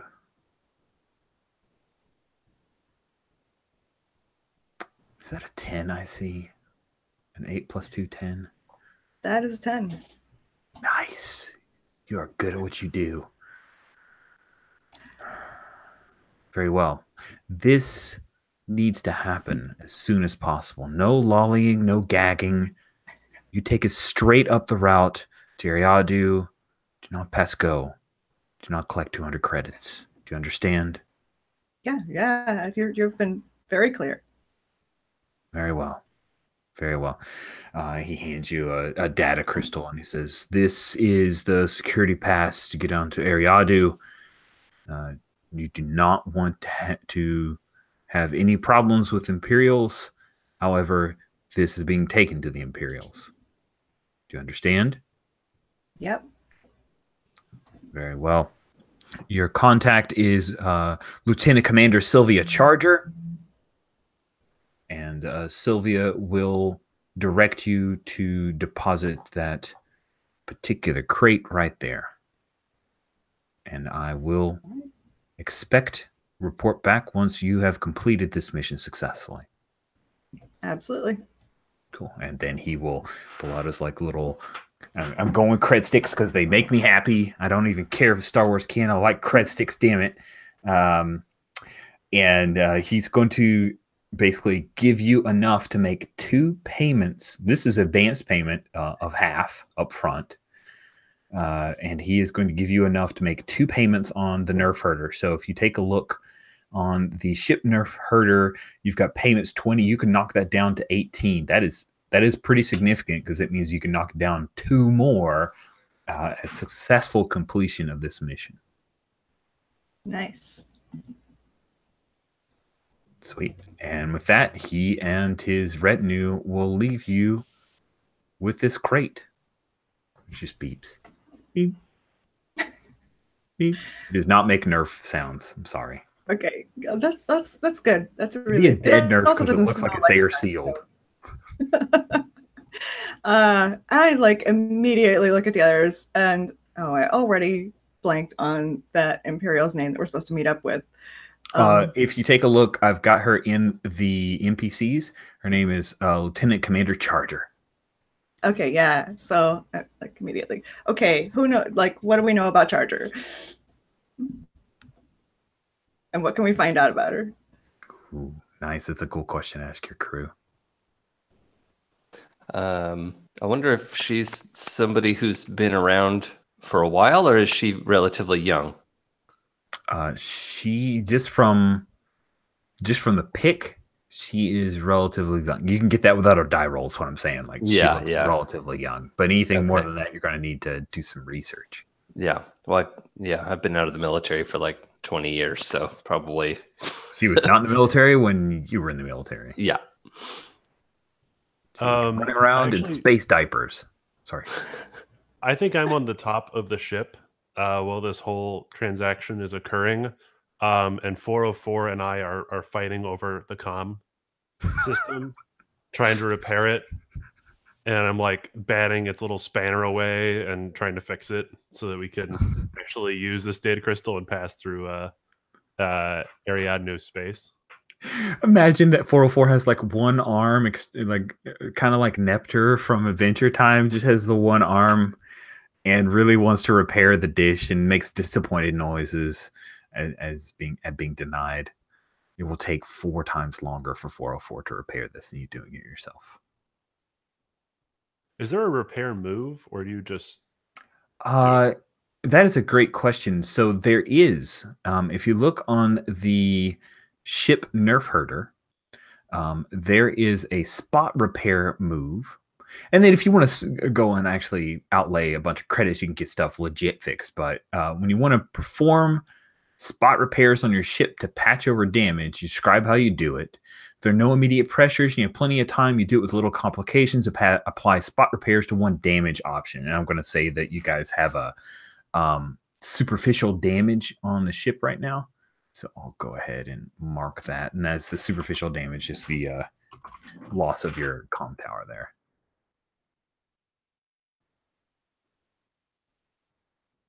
So if you want to go ahead and do those spot repairs, you can go ahaid and do that. Yeah. I let's see. Let's do the technobabble move. I re-spool the damaged flux conduits, and it's all back in okay working order. Should be enough. This tickles me. Thank you so much. You have applied, and superficial damage is now gone. Good job. Sweet. So you guys cool if we pick up with the nerf herder in space? You've got that cargo aboard. You've got 2 pieces of cargo. One you're not going to get paid to take to Ariadne. If you just so you guys kind of have that in, if you want to go to the galaxy maps, you can find where we are. So Rutan is, if you look on the map there, L19 is, L20 is where Rutan is, and it sits upon the Hydian Way. You guys are going to be heading from the bottom up towards the top where Ariadne is. Ariadne, you can see, is at a nexus point around M18.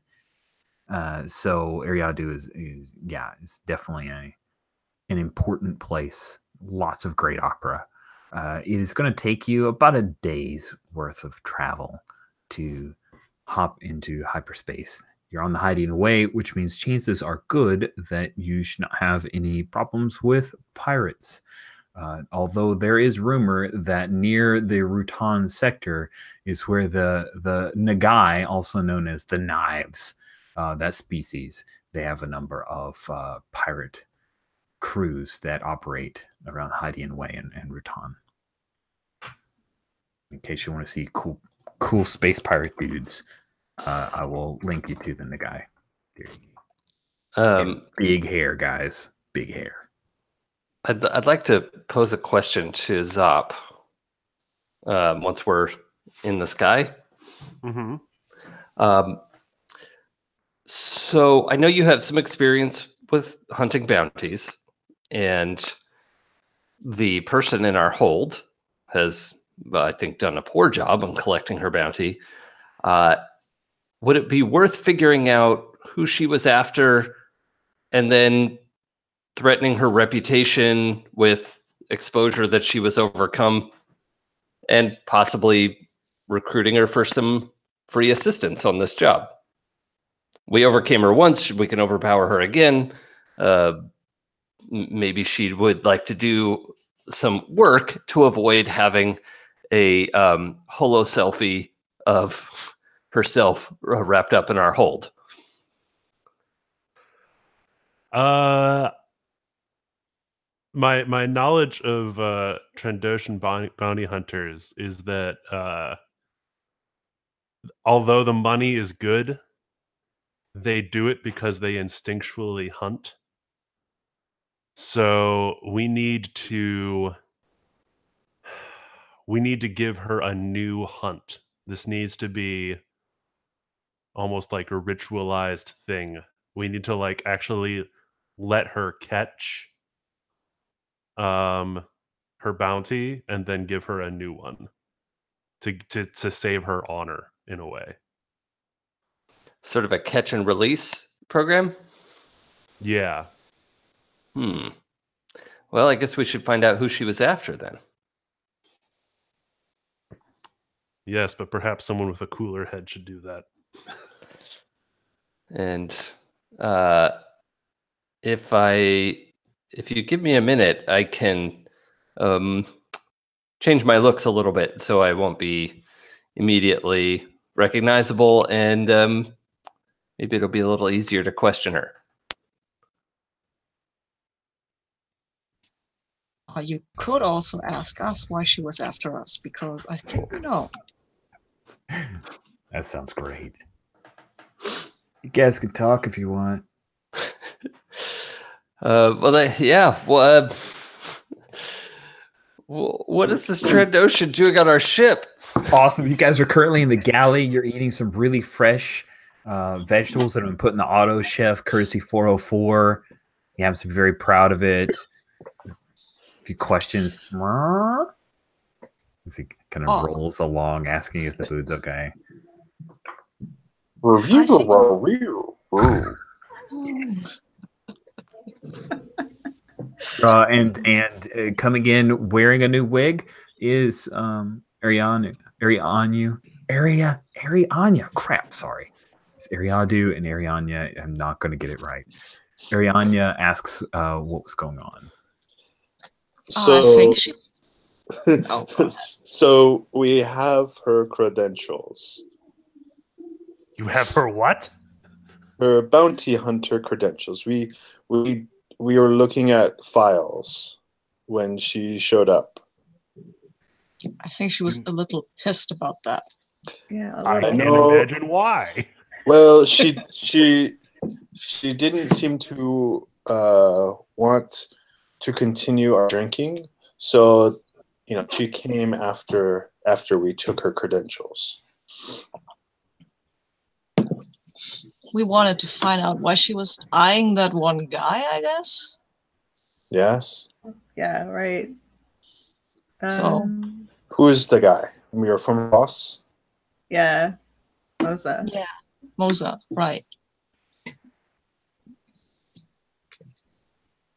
I'm going to start singing a song from a Rhodian opera about treachery and how Booza has put us all in danger. It's a lot like yodeling, but through like a flute. Booza catches up on my meaning of, wait, you put this target on our back, and now there's a Trandoshan in our hole who wants to kill us all. Thanks. The force led me this way. And at the moment, she can't kill us. But we should decide what to do with her before she makes more trouble. It might be worth knowing why she was hunting. Val, I think you've mentioned this Moza before when we were coming in. Why would Moza be a target, do you think? It sounded like maybe he's started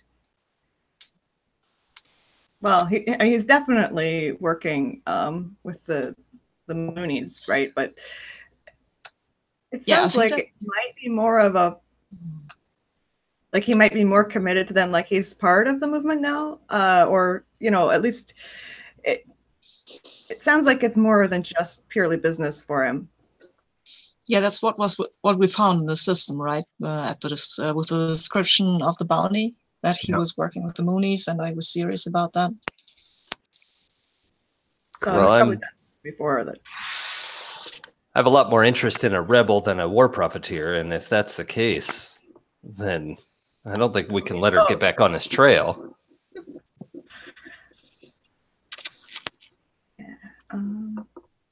Maybe we can lose her on some remote moon or something.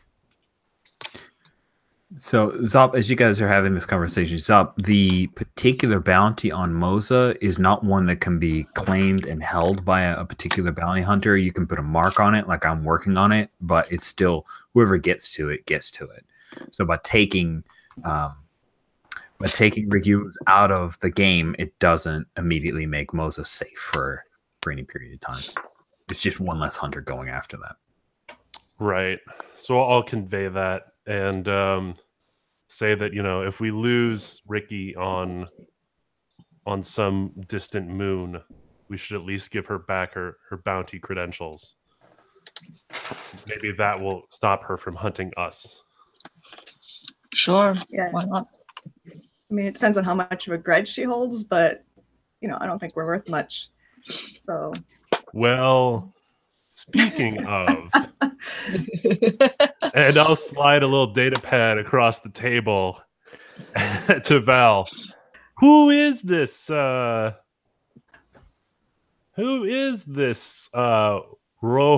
Biston to you?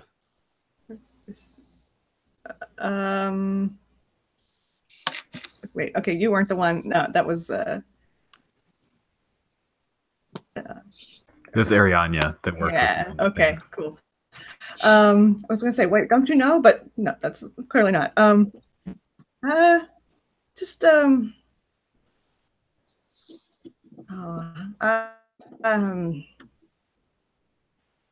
Former customer, I guess.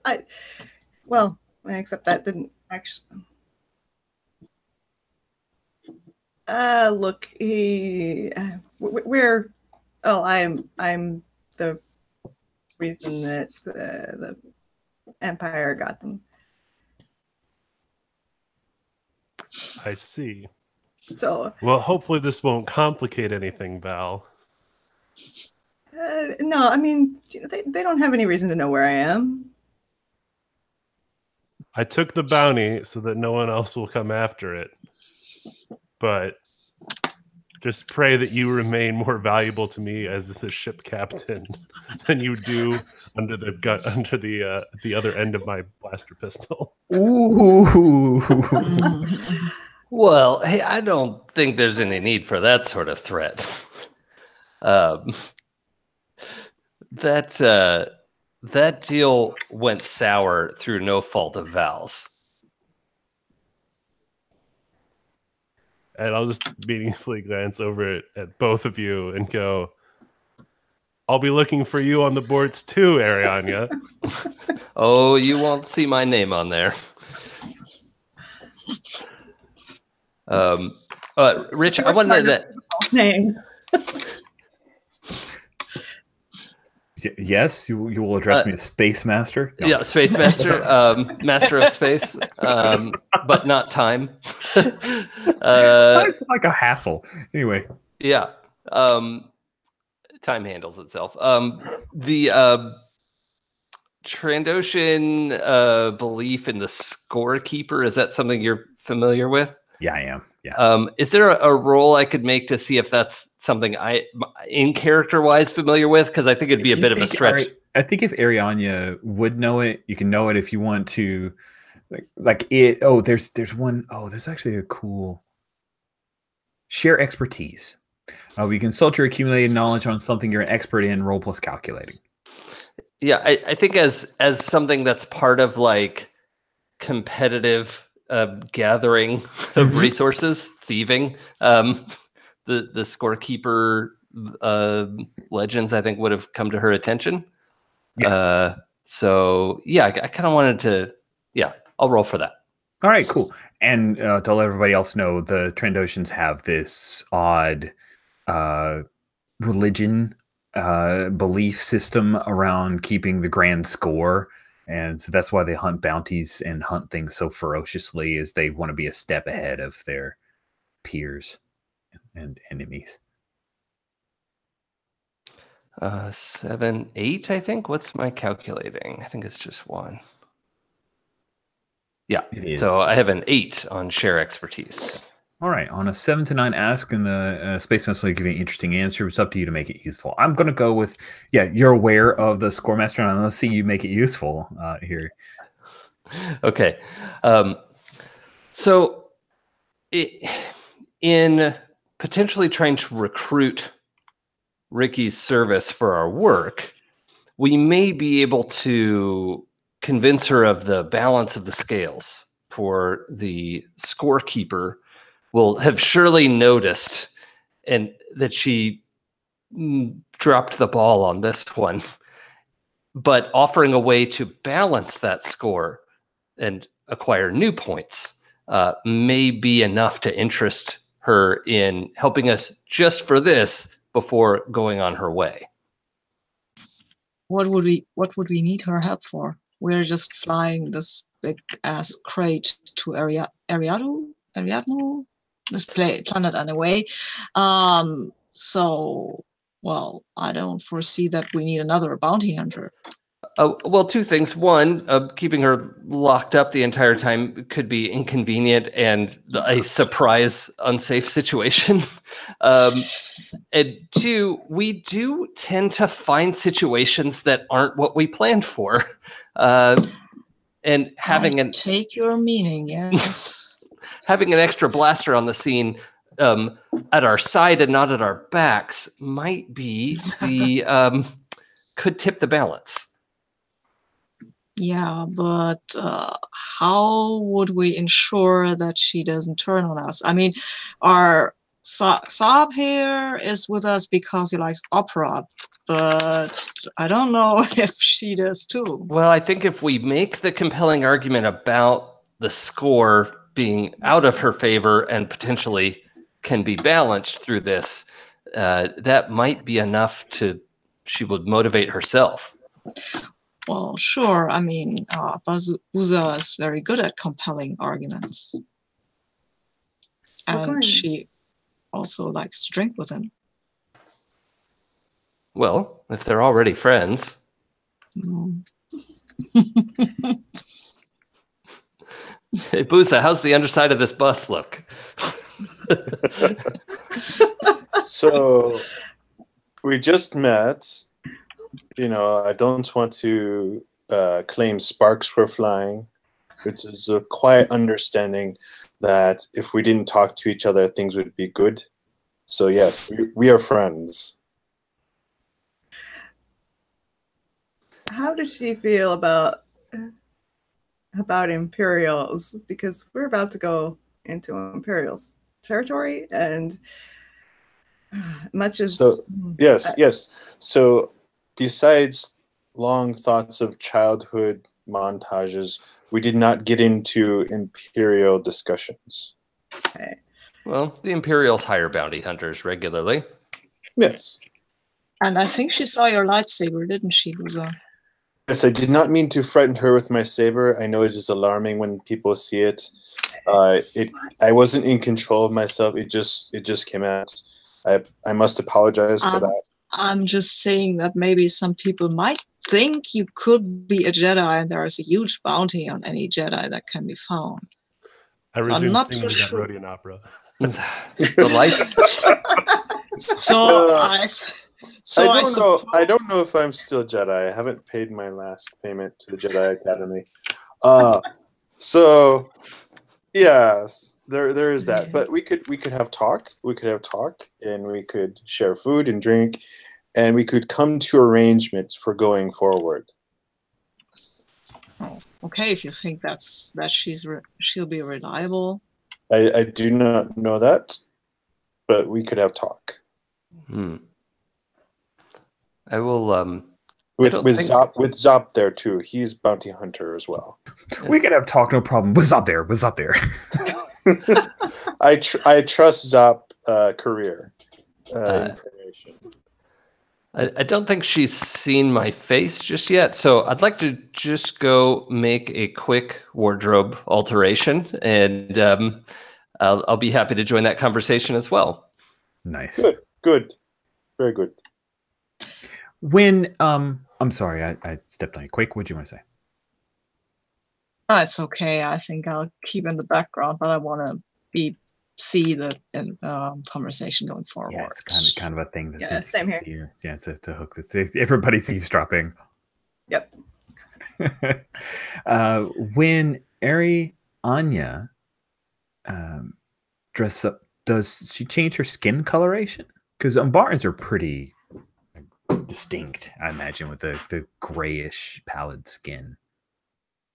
Yeah, I think there are, if she's got a lot of like full cover elsewise, it's not too hard to change her face, like do a makeup situation.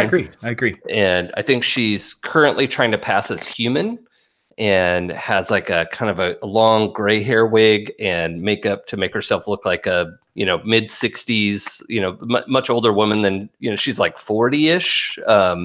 So she's making herself look quite a bit older, has, gloves and a sort of not literally ambassadorial, but, that's sort of like a little bit more formal dress, that sort of thing. Also kind of to trade on the idea that I think I remember that the Trandoshans sort of respect their elders kind of society. Yeah. And if she's alive that long, they must have a reason. So right. Yeah. And so if she looks older, then maybe the Trandoshan will even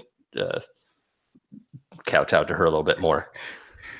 It's a little meta, but I'm kind of imagining in the TV show of Impulse Drive Star Wars that the actress for Ari Anya gets the script and is like, "Oh, I get to play human, awesome, but I have to put on the makeup, and I'm 60. Damn it, I have to put on." Yes, exactly. Spirit gum, I hate you. Yeah, awesome. Cool. So we will. Is this a thing? Booza, where you guys remove the smuggler plate, so you're going to talk to her down in the cargo compartment, or do you guys drag her up and move her somewhere to have this conversation? What do you imagine? So I feel like moving her around too much would give too many opportunities for escape. So probably we just make the smuggler hold as comfortable as possible. Okay. Put up a little bit of mood lighting and whatnot. Nice. Yeah. Play a little bit of opera very low. Yeah, I love the image of it's like just a hole in the deck, and we're all sort of like crowded looking down into it. Would you like a pillow? Yes. And then, yes, would you like an appetizer? To add to this, Zop has gone a little while now without his glitter stim. Was going to pick somewhere up on the planet, but things got in the way. Oh, that's true. So I'm starting to develop the shakes. Booza knows this, knows about my addiction. So I'm starting to lose my cool a little bit. Oh, cool. Yes. This is good. Yeah, right in the middle of this, calm discussion. All right. Nice. I assume the manacles are still on, but maybe you've delivered some kind of stim, not a glitter stim, but a stim to wake her from the stun. She hisses, which of course means she's kind of some of her sensory organs are on her tongue. Sure. And then she fixes her eyes on you. So, Booza's sitting there across her. And I figure Zop is like... Oh, sitting across. Like, did you climb down into the little smuggler compartment? Okay, cool. Yeah. I mean, it's incredibly stupid, but yes. And is Zop in there too, or is he in the hole looking down? Zop is staying up looking down, but shifting around a bunch and fiddling with his earrings. So Booza's very calm, sitting there letting her come to her senses and saying, "Oh, good, you're awake. Yes. So we have a situation, and we would like your input, and we appreciate your candor. We would like to give you back your credentials. Apologize for inconvenience, and he'll actually toss them onto the milk crate covered with a small tarp, like that's their table. Say these are for you, and we would like your assistance rather than your how you say vengeance.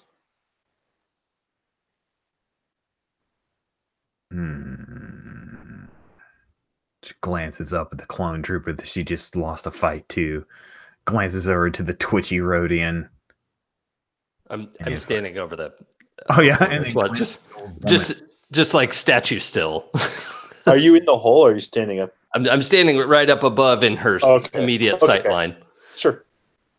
And if I refuse? We're not going to kill you, but we would like to find agreement. Perhaps partnership. If you refuse, you'll lose the opportunity to balance things with your score. Which is and I will spread the holobid we have of you failing all across the holonet. Oh snap! That is harsh. And Booza puts up a hand like, no, let's not go to that extreme. As of now, only the scorekeeper knows how this went. We would prefer to keep it that way. You're very talented. You're very good. But we want to work with you, not against you. The bounty for a Jedi is very high. That is what I hear. If only there were any Jedi around these days. Her eyes flick up to you, Arianya. The score is high for a Jedi. It's as high as any target. It's really the Empire's credits that pay for Jedi.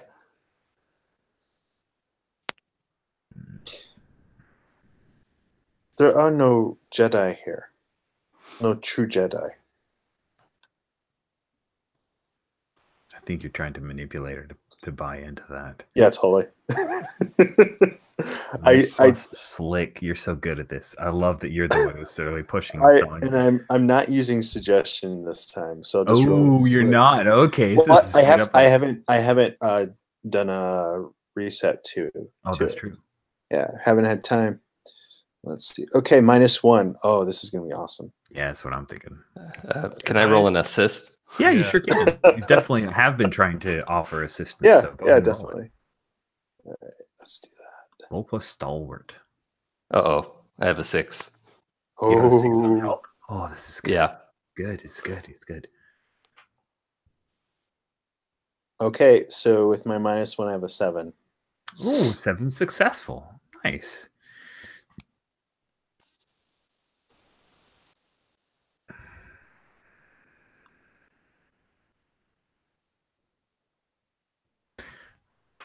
Pay me now up front.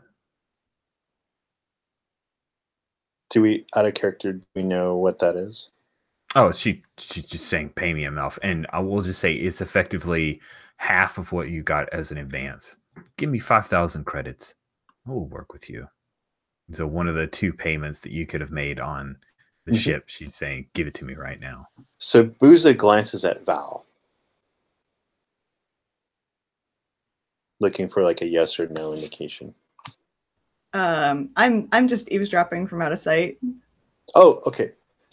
Do I sense you in the perimeter? Sure, yeah, and it's like, yeah, I guess, if it's that or having this bounty hunter trying to kill us the whole way, then Booza will look up at our elder Trandoshan. Well, human, elder human, but Trandoshan culture specialist. But you're presenting yourself as a Trandoshan, right? No, Oh, that's no. human. No, I'm I like thought you a disguised yourself. 60-something. Okay, all right. I Never disguise mind. myself as a human Okay, because they're strange looking. yeah, sure. So, Buza will like give it a long thought and say, "You will promise to agreement on this." Only the scorekeeper will know what transpired on the spaceport. Very well. If good, we will transfer to accounts and release you. That is a lot of glitter stem you guys could have bought. Yeah, it's a lot. Yeah. A lot of glitter stem. So, Zop and Quake, I think we're exchanging meaningful glances when it suddenly comes out that it's going to be 5,000 credits, and I'm like, I could vac her for 0. So I feel like Quake is kind of thinking the same thing. I feel like Booze is like standing up, to get ready to leave the hole, right? Are we just going to drop her off here? Is that the intent, or are we going to go somewhere else? Like, we're just going to let her after we transfer the money? You're giving her 5,000 credits and not bringing her along? That's amazing. No, I was hoping she'd come along as security for the job. Yeah. I mean, then we're going to release her if she agrees to that. So if that's the arrangement, then Buza will release her manacles, hand her back the credentials, and also, if this works, like a small container of the drink that she was drinking at the bar is sort of like... Oh, that's neat. I like that. She takes the idents and kind of secrets them somewhere on her person and grabs the thing and takes a drink, and then she stands up. Yep. And she looks right at your chest, Quake, where she'd scored up your armor there. I stare back at her throat, and I'm telling you no such thing on the battlefield. She kind of rubs her wrists a little bit, and then she's got this long Trandoshan claws. She will get up and hoist herself up onto the deck and look around. Welcome to crewmate. Where's my bunk? So Val, are you in charge of bunk assignments? I See, another lovely duty for the captain. I think the rule is like whichever one you claim that nobody's in at the time, because we only have we don't have enough for everybody already. So you got 4 actual beds in the 2 cabins that you guys have. Right. And you've made it work by working in shifts, and maybe occasionally somebody will crash in the lounge. You probably don't want to go asleep in the cockpit, even though the chair's nice and cushy, because autopilot only does so much. But right, 404 can fly too, right? Right? No? I mean, no, that's what he's there. But theoretically, I don't know that any of us let him. No, no. Oh, come on. I will totally. He's an astromech. Yeah. Right. He was he can do the calculations on long. Yeah, he was bolted to the wall at one point until we liberated him.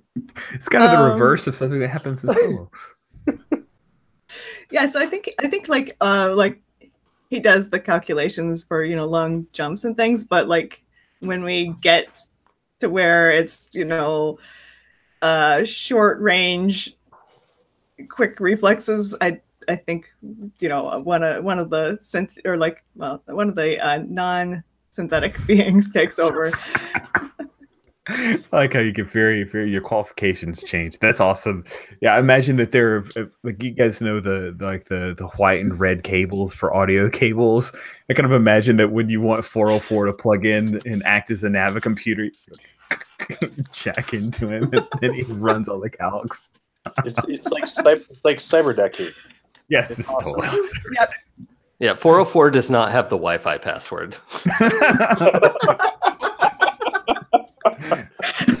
So long. Did you guys fix the satellite dish so we can get our streaming service? Yes. I wanted to pull Quake aside. Maybe there's a moment where like I'm helping Quake repair his armor. Yeah. That sounds cool.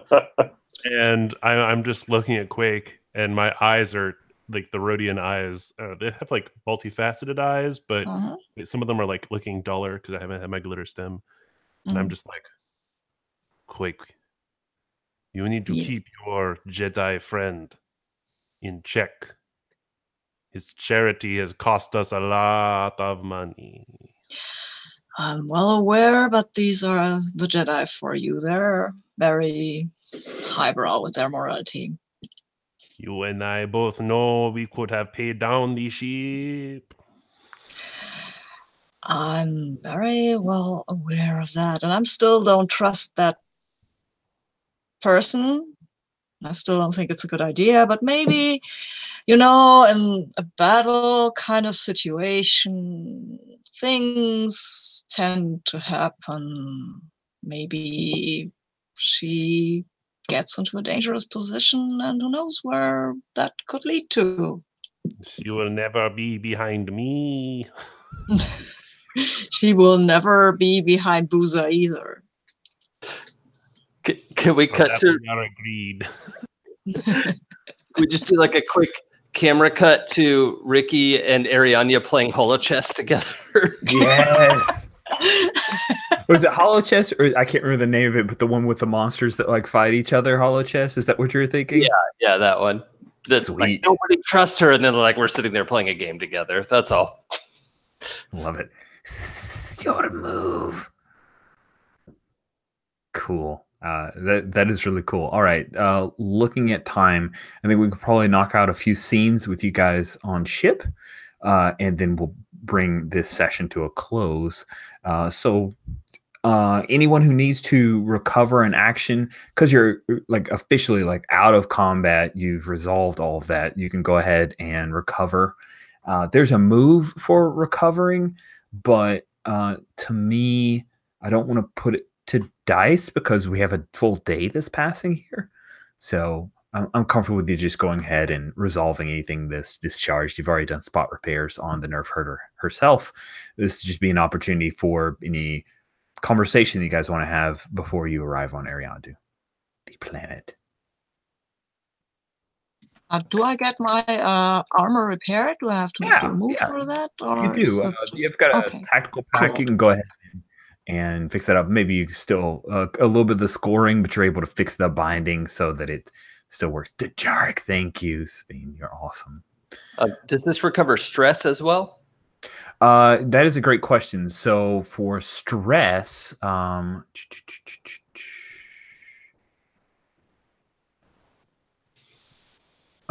if you look at recover as a move, it's used for first aids, using a tactical pack to heal I'm knocked out. You can ready a move. You can shrug off, heal just a scratch, or I'm rattled. Those are all harm related. Resolving stress. Let me do a search. That one is make sure I'm not misinforming you guys. So give me just a second here.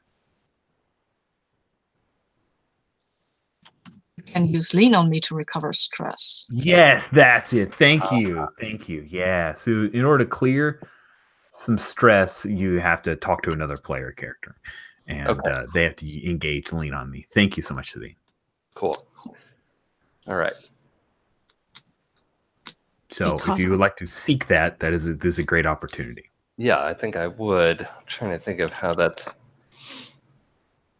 Oh yeah, I was hoping to find up time to chat with Val in particular. Not necessarily private conversation, but just let's see, what does that look like? Probably in the galley at some point. Yeah, probably. Arianya's making tea and sees Val and like, Val, I forgot to tell you, that kick was incredible. We watched it sail overhead. It went off like fireworks, and I knew right away, oh, Val has this under control.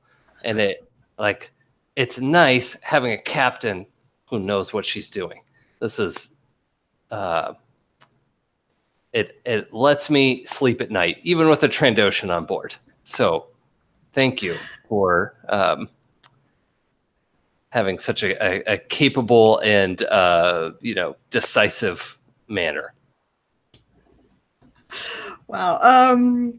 Yeah, and I mean it totally works, but like I'm kind of I just don't really know how to respond to that, like, except that it's very obvious that like I'm very flattered by this.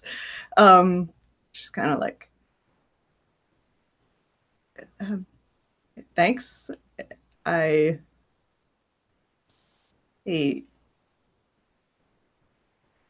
So I guess I would know this. Oh, never mind. I'm confusing two characters again. That is not who I was. Okay.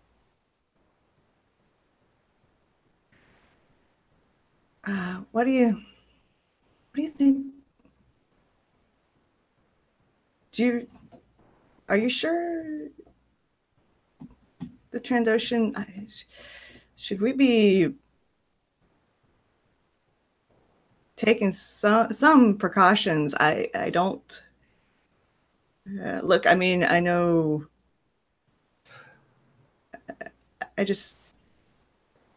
I hear you. I sort of look over my shoulder. Like, under no circumstances should we trust her. She's vicious and wants at least one of us dead. Yeah, that's not what's going on here, and I'm glad that you picked up on that. Yeah. So what is going on here? I want an extra body between us and Danger, who isn't a member of the crew. Okay. So what situation are you thinking where you're likely to get in, where we're going to need, say, an extra body we don't care a whole lot about? Can you remember the last time we dropped something off without a hitch? No. I was just wondering if you had something more specific than that in mind. I don't have specific information, but I don't trust the commander, and neither do I. To me, we wouldn't be working for the Empire at all. I agree. But if we can take something from the Empire in the process, then it feels worth it to me. You were speaking my language. Cheers to that. And hold up that. Yeah. I like pour, whatever drink is around and like, yeah, cheers. Cool. We understand each other. Nice. Were you asking for some opportunity to lean on me and relieve that stress? Because you'd asked some questions about that leading in, Arianya. Just want to make sure that we're not missing that opportunity. If that's something you were hoping I would like to, but I realize that that's not something I can initiate. Okay. If I'm reading that correctly. So I think it was just a cool scene. Here's the thing: don't be afraid of stress, because 5 stress gives you a calamity, and some of the, while it's called calamity, some of them are really awesome. So if you take a look at those calamities, some of them people really want, and we only have 1 session, so why not? I like that as a good scene if you guys are cool with that. Yeah, mostly I'd been wanting to have that conversation with Val since we got started, so that works out great. That was pretty great. I see from the side chat here that perhaps we have the setup for a scene between Zop and Buza. Yeah. So Zop is in the engine room. He doesn't bunk with the others because the engine room is kind of warm, which reminds him of his planet. And so there's loud Rhodian opera playing in the engine room, but it's like rhythmically interrupted by the engine noises. And Zop, I'm imagining that Rhodian opera kind of sounds like Kraftwerk. Yes, yeah. Yes! It's definitely kind of this weird techno thing. And Zop is actually at one of the panels and is attempting to contact a contact on Ariadne to locate more glitter stem, and is trying to use some sort of subspace frequency. Your Your subspace BBS is kind of like yeah, subspace, something stealthy, something that the other crew won't notice. Stims.net. I love it. That sounds cool. So is that when Booza shows up? Yeah, sure. All right, cool. So yeah, Booza goes in because I don't know that the engine room would be locked necessarily. No. So he hears the opera, and he's calling for Zop, but maybe Zop doesn't hear him because he's busy and there's music and there's the engine. And then Booza comes from the corner and sees Zop doing something. How obvious do you think this is that he's up to good, or I don't think Zop can hide it at this point. Okay. Yeah, it's really obvious. All the windows are open. Pictures of glitter stem. Yeah. Okay. So Booza says, should I come back at another time? Booza, there was that one time you calmed my mind without the glitter stem. Yeah. I'm afraid I might not have enough time before we reach Ariadne. Could you do that again? But of course, there's always time. You have to believe in the Force. Whatever. I just need to calm down. So I think this is something that they've done before, like you said. Have almost like Zop is kind of like a patient, and have you sit down on your bunk, and then he puts his hands on your shoulder at first to kind of get a sense for you, and then he'll just sort of remove his hands and then have them go through the breathing exercises, and almost do like the meditative hum, right? And it's kind of like the same undertone vibration of the engine room, kind of like syncing with the world around him. And then he'll reach out through the Force and extend the stillness, which might be interrupted by that fear of his master, and try to extend peacefulness and calmness to Zop to help him out. When you reach out, I will ask you a question. Okay. This second question we held from before. In what ways, Booza, is your mind and soul vulnerable? And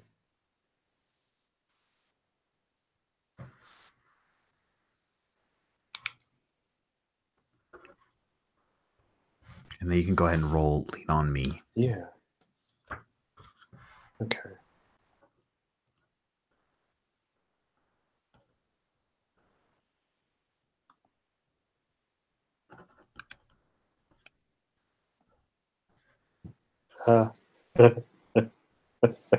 I failed with Lean on Me. Awesome. So I get experience. So I feel like Lean on Me is actually one of those cool moves that even on a fail, you can still choose one. Yeah. So you can still give clear one stress. Oh, There's just yeah, totally. Gonna do that for him. I feel like at this point, that whole idea of not having attachments has fallen by the wayside in lieu of not having sort of the Jedi Order around.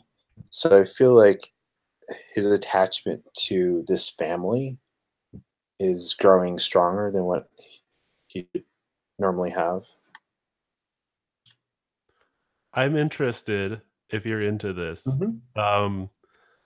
that this is an incredibly intimate moment. Yeah. I like to think that the opera is like whatever the Carmen, like that passionate romantic music. Yeah. And that you might have discovered that you're actually like there's more than a friendship between Zop and Booza. Oh. Okay. That you like when you touch our minds, that's and it frightens you. Is that Oh yeah, that sounds like a Yeah, great. I let's. love that. Yeah, like there's this uncertainty. Yeah, yeah. Like their appreciation of this music goes beyond the music itself, like the feeling that come with it. Yeah, boy. Nice. Nice. Do we cut the scene like right there with that realization on Booza's Yeah. face? Yeah, and it Nice. kind of like the scene kind of darkens, but the music still plays on in the background. Sweet.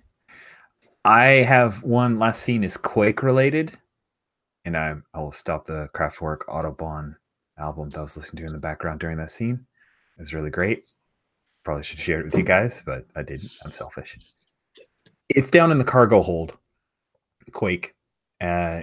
You, being a trooper, just notice that the transition is not up on the main deck. So there's a 2-level ship, right? So you have an elevator that goes down to the gangway, and that's where the cargo is on the bottom part of the ship, the bilge, effectively.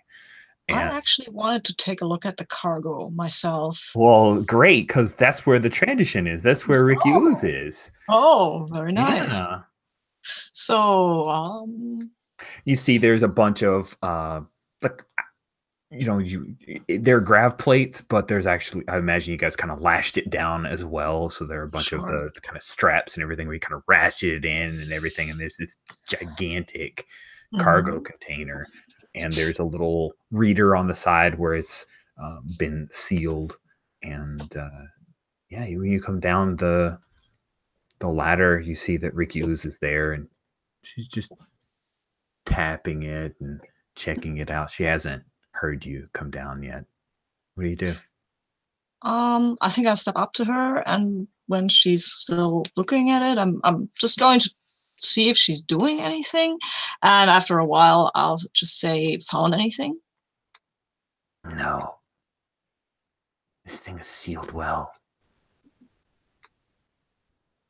I don't trust it. You say that Slimo wanted you to take it to Ariadu. That's the job. Look, you do this. No trust. Dishonorable militaries. So you think we should open that and have a look? I think you want me to tell you you should do that. I'm curious what it is, and I'm not a friend of the Empire.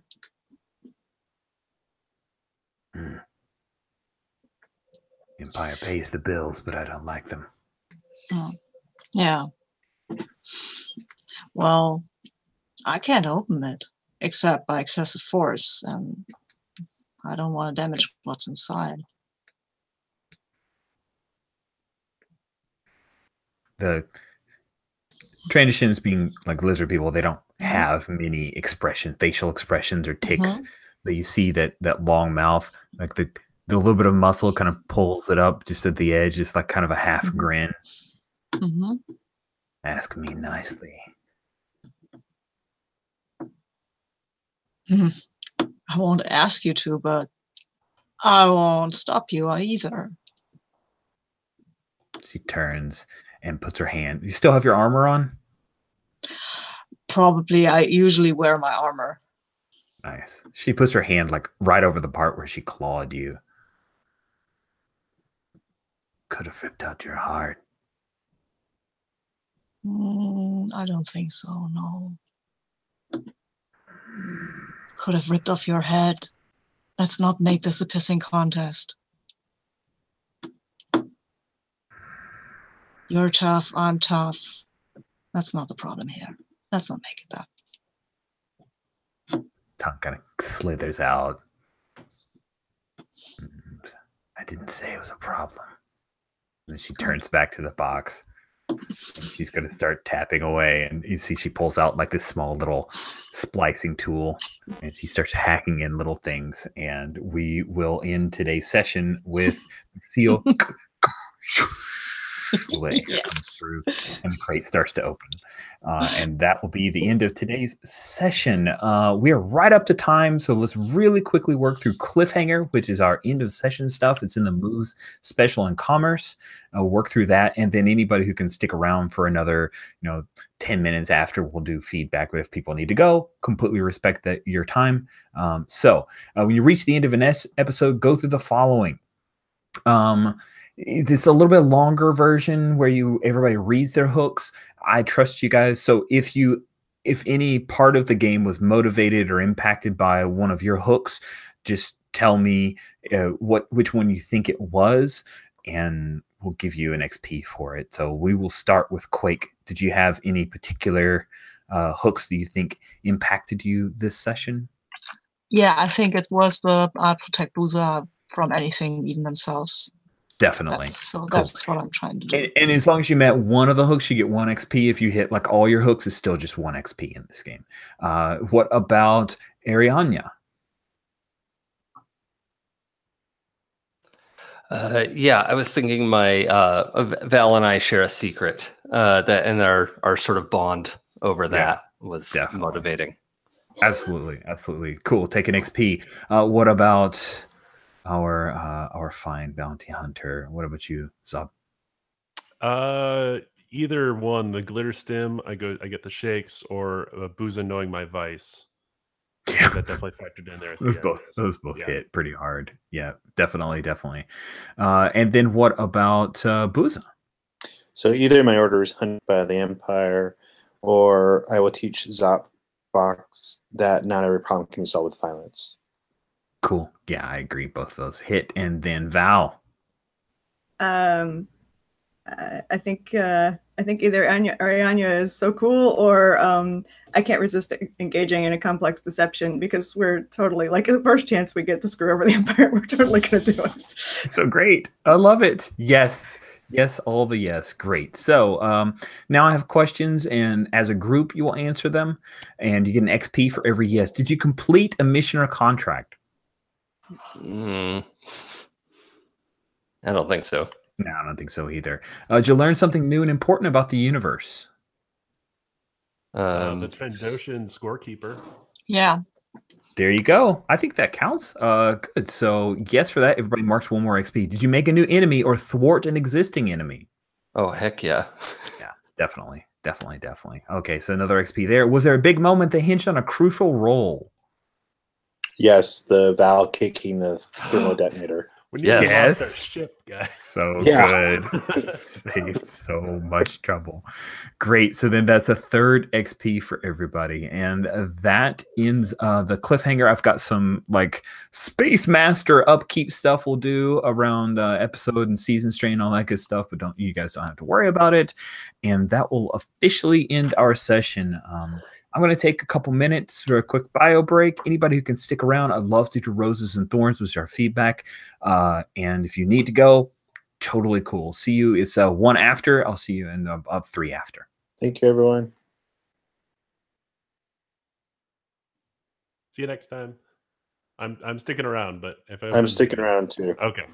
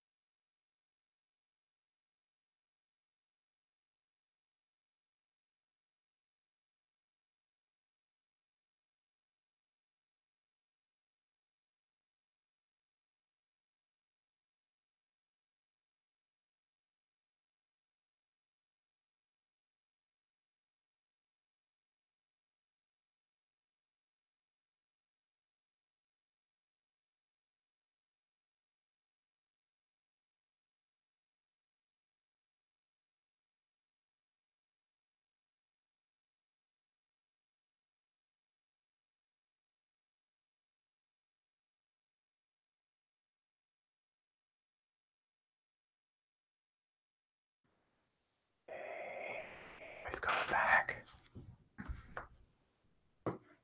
So there's another sci-fi space opera PbtA game called Uncharted Worlds, and they have a really cool move in Uncharted Worlds. It's my favorite move in the entire system. It's kind of a when time passes. It's when you're in cramped quarters with another character and time passes type deal. So it's supposed to be a move that, in an abstract way, covers time passing as you're in hyperspace or on long flights, that kind of thing. And it's a super fun move that I've actually slid into Impulse Drive in the past. It allows you to like relieve stress or resolve problems or create new problems based off of how that die roll goes. It's very fun. I'm just thinking of that. Jason will join us in just a minute. Let's go ahead and start with our feedback. So roses and thorns is what we use. We start with thorns. We end with roses. Thorns are moments of confusion, missed opportunities, any aspect of the game that you'd like a little bit of clarity or clarification on. So we have next week. And anything about the games that just didn't sing for you. And as I often tell people, I am the son of a Marine Corps sergeant who became a high school principal. I can handle your criticism and feedback. This, to me, is not just a hobby, but a craft. And so understanding areas of opportunity for me or for the way I present games, run games, tell stories, all of those things are important to help me hone that craft, if not for forever, but maybe just specifically for this game, because they're all different little things. Who would like to go first for thorns? Be advised, I will call upon people if need. Jason will go first. But I was really thinking the whole 5 minutes, because thorns are always the hardest for me to think of. And what I have come up with was my thorn is that I wasn't in the first game. That was a thorn for me too. Somehow that's your fault. I'll fix it. I will. Hold on. Wait, I'm just the master of space, not time. Damn it. Sorry, I can't help you. Any other thorns? Not that I could think of it. It went really smoothly. So cool. Thank you. You ready? Who'd like to go next? I can go next. I know you like your hard thorns, Rich. My first thorn is that we only have one more session. I want to play with all of you. Yeah. Like already regretting this. I'm like the galaxy with all of these characters. It's so much fun. My only thorn is with the system. Wow, there's a lot of moves. I've got 2 pages full, both sides, and I don't even have the gear moves or the spaceship moves or my character moves. Wow, it's a lot to keep track of. It all seems very simple. Credit to you, Rich, that we just sort of narrate what we want to do and then we hit the moves because you know the system well, which is great. But wow, I lean on it as a crutch sometimes as a character. I just sort of like, what could I do? What am I looking at? What can I use to hit a mechanical thing? And to have that much, I'm going to spend some time with the moves before our next session, I think. It's a lot. Like, even I hit a point in today where I'm like, I know there's a thing with stress. I can't remember which one recovers stress, and I had to get help from you guys. It is a lot of moves. I love this character key, which I didn't design, so I can like laud it. And I love that it breaks it down into 2 different tabs, one that you're going to use all the time and one that's kind of special and commerce related. So it makes it a little bit easier than if you have 4 or 5 pages printed out. But you're right, there are a lot of moves. Believe it or not, though, there's not actually like any. I think it's about the same amount of moves as Apocalypse World 2nd Edition. When you look at like the full out battle moves and the commerce and the cat and mouse and all that stuff, it's just kind of this generation of PbtA games seem to want to have a lot more moves. First Apocalypse World was like, here's the like core, and then custom move everything else. And now it's like we've reached a point where we build the custom moves in already. It's a thing. Any other thorns, Greg? No, that's it. Awesome. Who would like to go next? honestly, my thorn was the combination of the previous two. Like, I'm kind of sad that like by the time we learn all of this, it'll be the end of the third session and we'll be done. I think over, I think we would not have like we would have a chance to use all of these moves and like kind of integrate. Okay, I know what I'm doing right now and what move that is, and but over time, I think this is, and I don't think it's meant to be like a short campaign game, but just because the like that list of calamities, like that's not going to happen in 3 sessions. No, not at all. Not even close. Yeah, even hitting one calamity in 2 sessions is. I was kind of hoping I would, but yeah, like I would have to take how many stress and 5 stress. Yeah. 5 stress in a session. I mean, I'm sure that could happen, but yeah. Cool. I don't see us getting a lot of chance to use those, which is disappointing because they look really cool, and I've always thought that particular like the what was it? I described it as last session. Oh, like Night Witch's marks tacked onto Blades in the Dark stress tracks. I've always thought that would be an awesome mechanic, and I'm like excited to see a game that uses that. And like I said, I'm a little disappointed we're not probably going to get to use it. Yeah, I hear you, Bethany. So now it is to David or Sabine who would like to go first. Yeah, so I'm really pissed off that we're not going to play anymore after the 3rd session. So that's pretty much it. I've been wanting to try Impulse Drive for a long time, so I really appreciate this opportunity. And I don't think there are that many moves because I don't feel like I need to engage in all of them at the same time. So that works for me. But yeah, definitely need to play this again longer with a group of people just to kind of get a feel for it. And then Sabina, that leaves us with you. What thorns did you have? Yeah, well, pretty much the same as everybody else. I regret that we're going to leave these characters just so briefly after meeting them so shortly. So I would really love to see more of these guys, but I'm not free on the 29th of December. Okay. All right. Good. All right. We will stick with you then, Sabine, for roses. This is where you can give feedback of positive nature, talk about awesome moments from other players, the way they engage the system, particular moments of the game that you found delight in and might carry with you. Roses. Well, first of all, again, roses to you, Rich, for knowing the system, for knowing Star Wars, for bringing so much energy to the table, and for having everything under control. I really felt that I could trust you as a space master to do things that were great for the characters and the story and the players. That was a lot of fun. I also loved the 2 new characters, the whole Rhodian opera thing. I loved the way Greg did that Rhodian voice. That was amazing. I don't know what can I say. Everything was great. Kicking off the thermal detonator, that was very, very good, really, because otherwise we would have all have exploded, and that would not have been so good. Also, I loved the scene at the end in the cargo with the cargo container. That was really great too. And I could go on, but I will stop now. That was good. I've really enjoyed that last scene. I did not see how Quick would take just that quiet moment with the transition. That was delightful. David, what roses did you have? Well, I think pretty much what everyone else is saying or will be saying, but I also want to highlight your Trandoshan. She's amazing. I'm so glad we didn't kill her. I think there's so much potential there.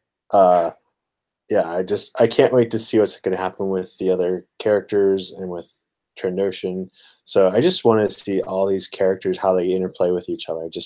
I like the dynamics, and I like that we've been able to introduce 404 to the rest of the party as well. So yay, you're 404 has a home. Good, thank you, David. Bethany, what about you? What roses did you have? Yeah, definitely Greg, the voice. that was beautiful. Like, yeah, that was a Rodian. I have as far as I would totally have believed, you're like, if you had just said that, you were actually speaking Rodian, that there wasn't, a dictionary someone had compiled. And let's see, yeah, that was a beautiful cliffhanger. The crate opening, I can't wait to see what's in there. And just in general, I really like that I had absolutely no reluctance to fail moves, because I was confident that if I rolled a 6 or if I rolled a 10, either way the outcome would be interesting. So that definitely speaks to your GMing ability. Thank you. Cool. Thank you, Bethany. I really appreciate it. Greg, what roses did you have? Kicking the thermal detonators, because in my Star Wars canon, in my head canon, thermal detonators are like small nuclear devices. And so I was like, if she fails, she's gonna kill us all. That was kind of why I asked about that. If you failed, you would have had a cybernetic leg. Yeah. I'd already determined a 6- was your leg is blown now off. That was great. David, the idea of us mutually enjoying Rodian opera, at first I was sort of like, I don't know how I'm going to work that in, but I think we nailed it. I think it's great. I'm really looking forward to it. And just in general for everyone, this reminds me of, more than other Star Wars stories, games I've played, that Knights of the Old Republic video game, that sort of tone where we're all on the ship and we're all working out our relationships and stuff. Which is exactly what I was looking for in this, and it was awesome. I'm super excited for next session. Oh my god, the idea of Val, you guys having to modify 404 to be Val's cybernetic leg, that's messed up. Val's cybernetic peg leg. Yeah, I just love it. If only I was a time master, I would go back and make you fail. That I got a 10 now. Hey, there's still opportunities to kick something dangerous. Don't worry. Keep kicking it. At some point, you'll roll a 6. Jason, it is your turn. What roses would you like to hand out? To echo everyone, this was just a really fun confluence of character player work.